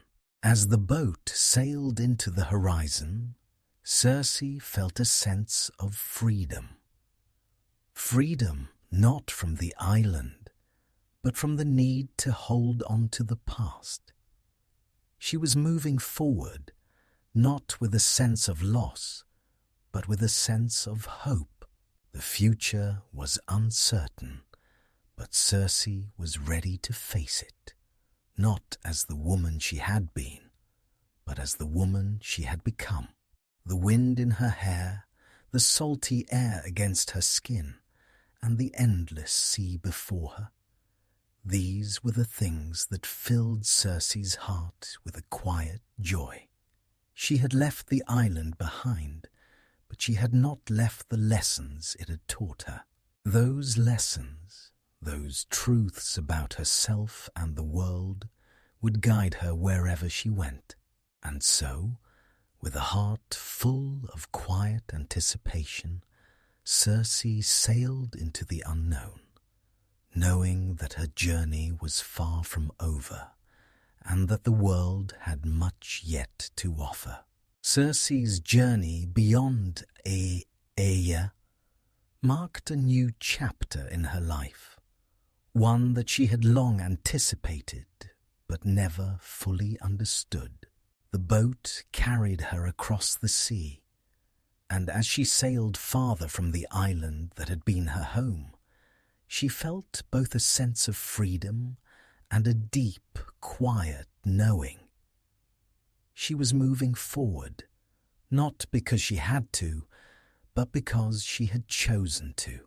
The magic of the island, the lessons learned, the moments of peace she had come to cherish, they would always be with her, but they were not her destination. The world outside awaited, a vast expanse full of possibilities. The wind carried the salty scent of the ocean, and the rhythm of the waves against the boat was calming, steady. As the days passed, Circe found herself contemplating the world she was about to enter. She had always been a watcher, a guide, a presence that stood at the edge of others' journeys. But now she was part of the world, a part of the ever-moving flow of time, not removed from it. It was a strange feeling to know that the stories of mortals, the struggles, the joys, and the fears that had once been distant were now her own to experience. She thought back to the many souls she had helped on her island, the lost, the weary, the seeking, and the wisdom she had shared with them. Each one had carried their own burden, their own need for transformation, just as she had. They had come to Aia looking for answers, but they had left with a part of her wisdom, something that would guide them long after they had sailed away.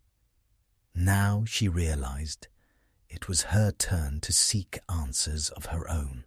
Her past had shaped her, and her magic had guided her. But it was time to discover the world from a different perspective.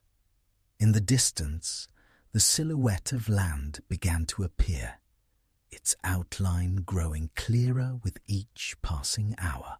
Circe's heart quickened slightly at the sight. She had seen many lands in her time, but this would be different. This would be a world where she no longer stood as an outsider, removed from the mortal struggles and joys. She was about to step into the heart of those struggles, to witness firsthand what it meant to live fully in the world. As the boat neared the shore, Circe felt a rush of anticipation.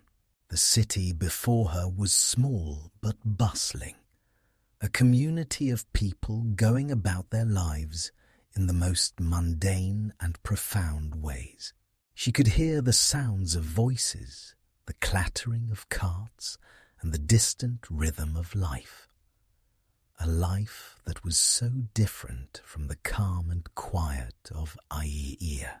Here, the tempo of existence was fast, and the world moved in a way that was not always harmonious, but still full of meaning. She was about to step into it. Circe disembarked from the boat, her feet touching the solid earth for the first time in what felt like forever. She inhaled deeply, filling her lungs with the scent of the land, fresh, earthy, and full of promise. It was a place of human endeavor, of growth and change, and Circe felt herself being drawn into its pulse. She was no longer a mere observer. She was here to experience. As she walked through the streets, Circe observed the people around her. They were much like the mortals she had encountered on Aia. But there was a certain energy here, a vitality that came from being part of a larger whole, from living within a society where everyone played a role, where every action had an immediate consequence. She could feel the hum of human existence around her, and though it was different from the stillness she had known, it was no less profound. It was raw, it was real, and it was alive. She passed by a merchant selling fruits and vegetables, their vibrant colors catching her attention. She smiled at the old woman who ran the stall, noticing the deep lines of age on her face, but also the sparkle of wisdom in her eyes. Circe stopped for a moment, offering the woman a gentle greeting. In return, the old woman gave her a knowing smile, a silent acknowledgement that there was something about Circe, something that set her apart. "Stranger to this place?" the woman asked, her voice raspy but kind. "Yes," Circe replied, her tone soft. "I am new here, seeking something. I am not sure what yet." The woman chuckled, her gaze lingering on Circe with a knowing wisdom. "We all seek something, child, but sometimes it's not the seeking that matters, it's the finding. And sometimes the answer lies not in what you find, but in the journey itself." Circe smiled softly, touched by the woman's words.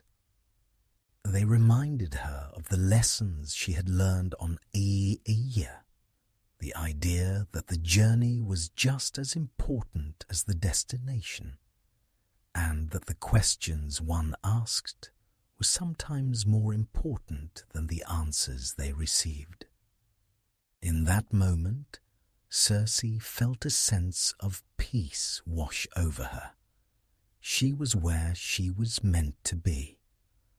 The journey ahead would not always be clear, but it was hers to make, and that was enough. She continued on her way, walking through the market, observing the lives of those who lived here.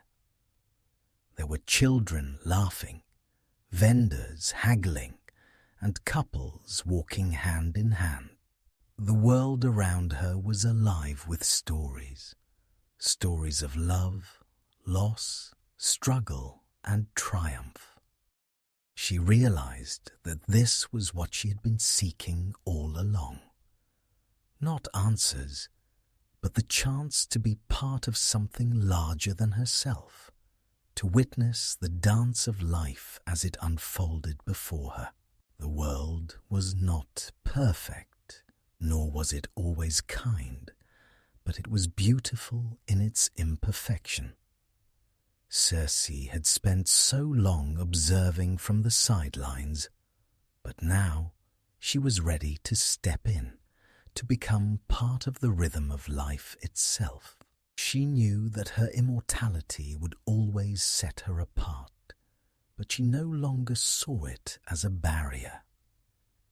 It was a gift, one that allowed her to see the world in its entirety, its beauty, its chaos, and its fleeting moments of grace. As the sun began to set over the city, casting a warm glow over the streets, Circe felt a quiet joy in her heart. She was here, and she was alive, and that, she knew, was enough. Circe had spent many years watching the world from the safe distance of Aeaea. The island had been her sanctuary, a place where she could cultivate her magic, reflect on her life, and remain unbothered by the constant shifting world around her. But now, as she walked through the streets of the city, she could feel the pulse of life, the noise, the energy, the unpredictability of it all. It was both exhilarating and overwhelming, a stark contrast to the stillness she had grown accustomed to. And yet, Circe found herself embracing it. Change, she realized, was inevitable.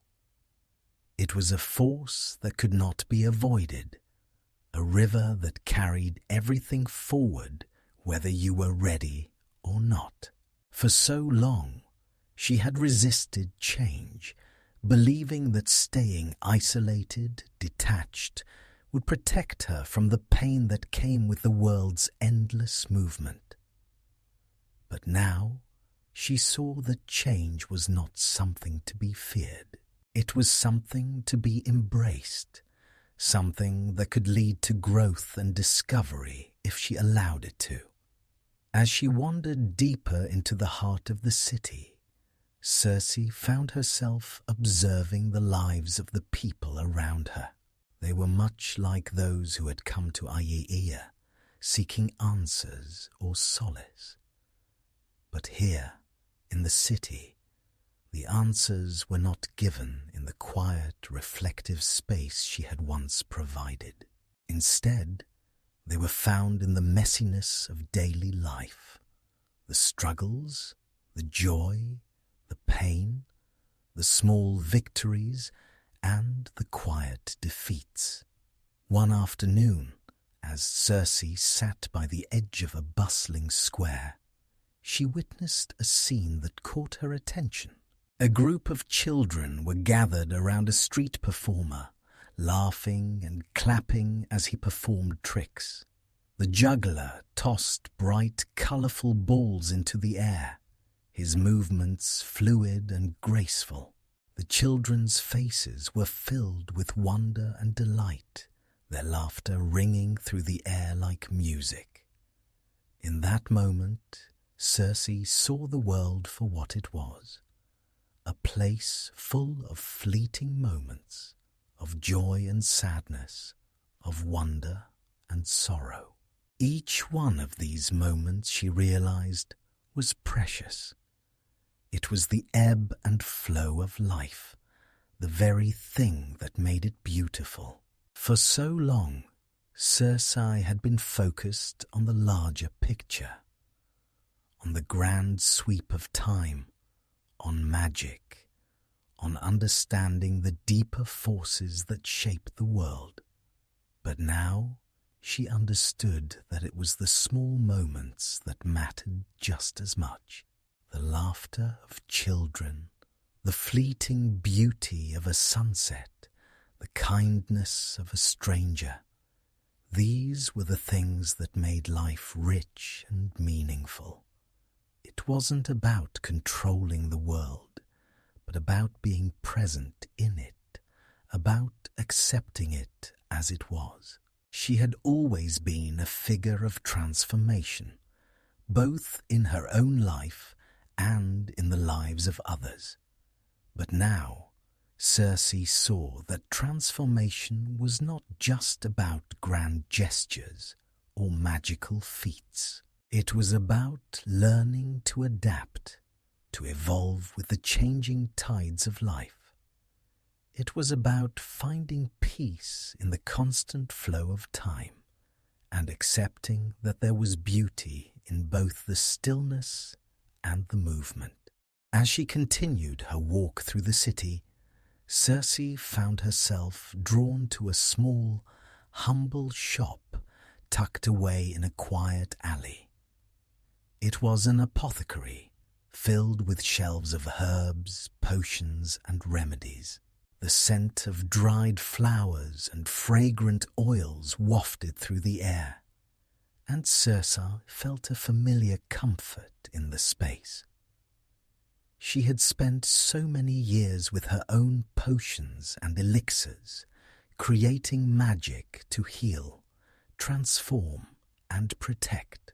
But now she saw these humble herbs and simple remedies as something more, symbols of the small, everyday magic that made life vibrant. Inside the shop, Circe struck up a conversation with the old woman who ran it. She was a healer, a woman who had spent her life tending to the ailments of others, offering wisdom and care without seeking recognition or glory. Circe saw in her the same quiet strength she had come to admire in others, the ability to live simply, to embrace the flow of life without needing to control it. "You must have seen many people come and go," Circe said, watching the woman mix a fragrant tea. "I imagine you've witnessed a lot of change in your time." The old woman smiled gently, her eyes sparkling with the wisdom of many years. "Change is constant," she said. But it's not always something to fear. It's just the way of things. We can't stop it, no matter how much we try. The trick is to embrace it, to learn to grow with it. Change is a part of life, just as much as the sun rises and sets each day. Circe nodded, feeling a deep sense of resonance with the woman's words. I've spent so much of my life running from change, Circe confessed, trying to control it, to make sense of it. But I see now that it's not about control. It's about acceptance. About understanding that life is constantly shifting and finding peace in that. The old woman smiled, her face wrinkled with age but filled with warmth. You've learned a lot, my dear. The more we resist change, the harder it becomes. But when we let it flow through us, when we learn to move with it, we find ourselves in harmony with the world. As Circe left the shop, she felt a sense of calm wash over her. The city, with its energy and noise, no longer felt overwhelming. She had come to understand that change was not something to be feared or avoided. It was simply a part of life, and in embracing it, she could find a deeper sense of peace. As the sun began to set, casting long shadows over the streets, Circe stood still for a moment, allowing the beauty of the moment to wash over her. The world was ever changing, but in that change she found her place. She was no longer just a passive observer of the world's transformation. She was an active participant in it. And in that participation, Circe found herself truly alive. As the years passed and the world continued to change around her, Circe came to understand that her journey was not simply one of magic, power, or immortality. It was a journey of wisdom, growth, and acceptance. She had traveled far, both physically and emotionally, and had learned that the greatest magic in the world was not in the ability to control or transform, but in the quiet strength that came with embracing both life and death, joy and sorrow, light and shadow. Circe had walked the path of a solitary sorceress, an outsider in both the world of gods and mortals. She had spent countless years honing her magic, perfecting her craft, and understanding the forces that shaped the world. But as she stood now, in the twilight of her journey, Circe understood that the true purpose of her immortality was not to isolate herself from the world, but to learn from it, to grow alongside it, and to share the wisdom she had gained with those who came seeking guidance. She had come to Aya as a young woman, full of ambition and magic, seeking to carve her own place in the world. Over the centuries, she had transformed herself, not just through the spells she cast, but through the lessons she had learned from those she had met along the way. She had learned from Odysseus, from the mortals who had crossed her path, and from the world itself. But most of all, she had learned from herself. Now, standing on the shores of Aya once more, Circe felt a deep sense of peace. The island, with its timeless beauty and quiet magic, had been both her refuge and her teacher. And though her journey had taken her far from this place, she knew that Aeaea would always be a part of her, just as she would always be a part of it. The island had shaped her, but it was not the end of her story. It was only one chapter in a much larger tale. Circe had come to understand that legacy was not about the things one left behind, the monuments or achievements that stood as markers of time. Legacy, she realized, was about the lives one touched, the wisdom one shared, and the love one gave. Her time on Aeaea had been marked by moments of quiet reflection, but it had also been filled with acts of healing, of transformation, and of connection.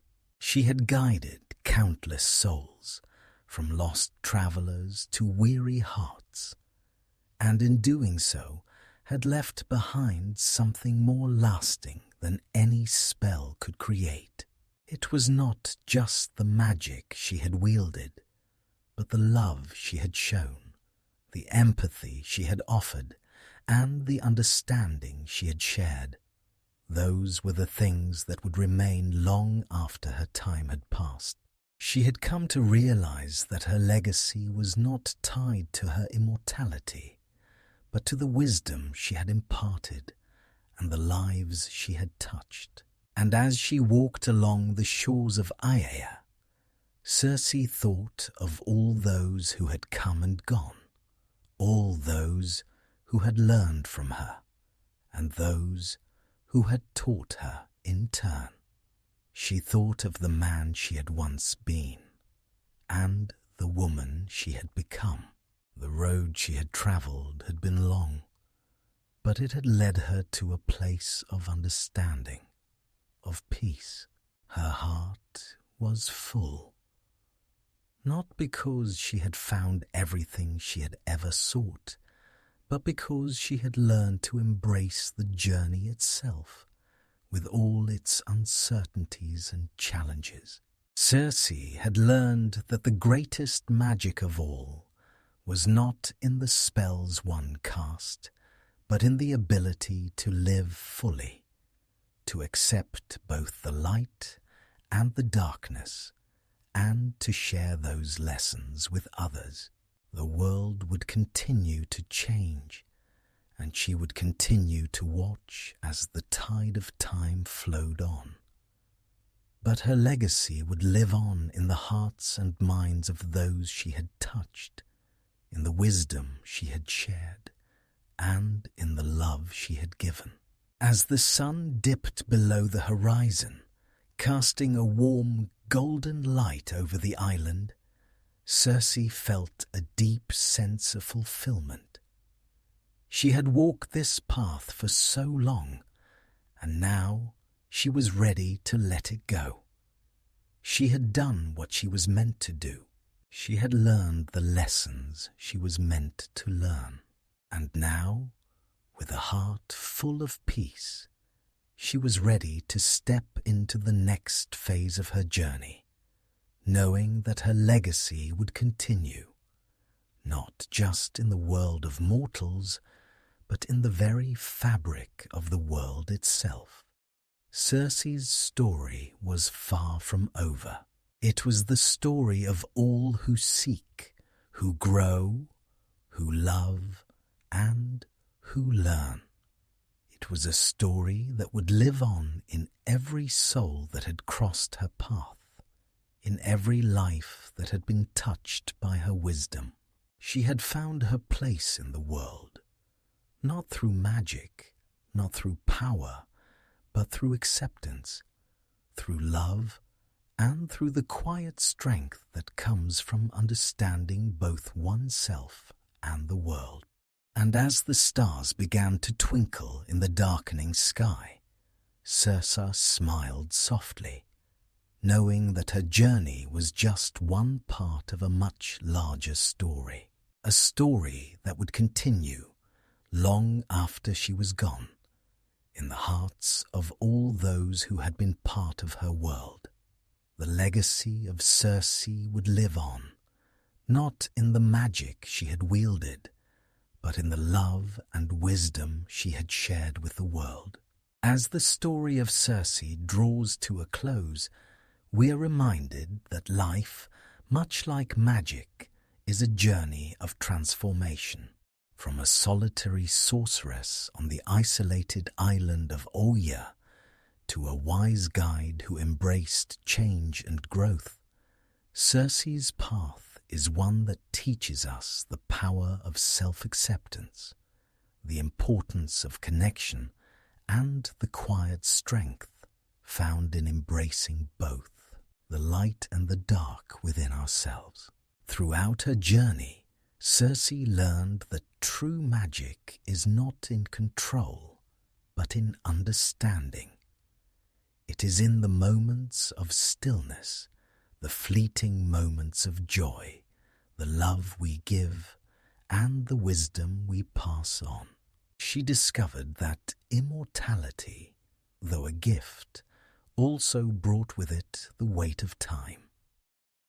A reminder of the impermanence of life and of the importance of living fully in each moment, no matter how long or short that moment may be. Her legacy, though not defined by spells or power, is found in the hearts of those she helped and the wisdom she shared. Circe's story is one of quiet transformation, not just for herself, but for those who crossed her path. And in this way, her magic lives on, beyond the confines of a year, beyond the limits of immortality, in the way we all touch one another's lives. Thank you for journeying with Circe. May her story inspire you to embrace change, seek understanding, and find peace in the unfolding of your own journey, whatever it may be.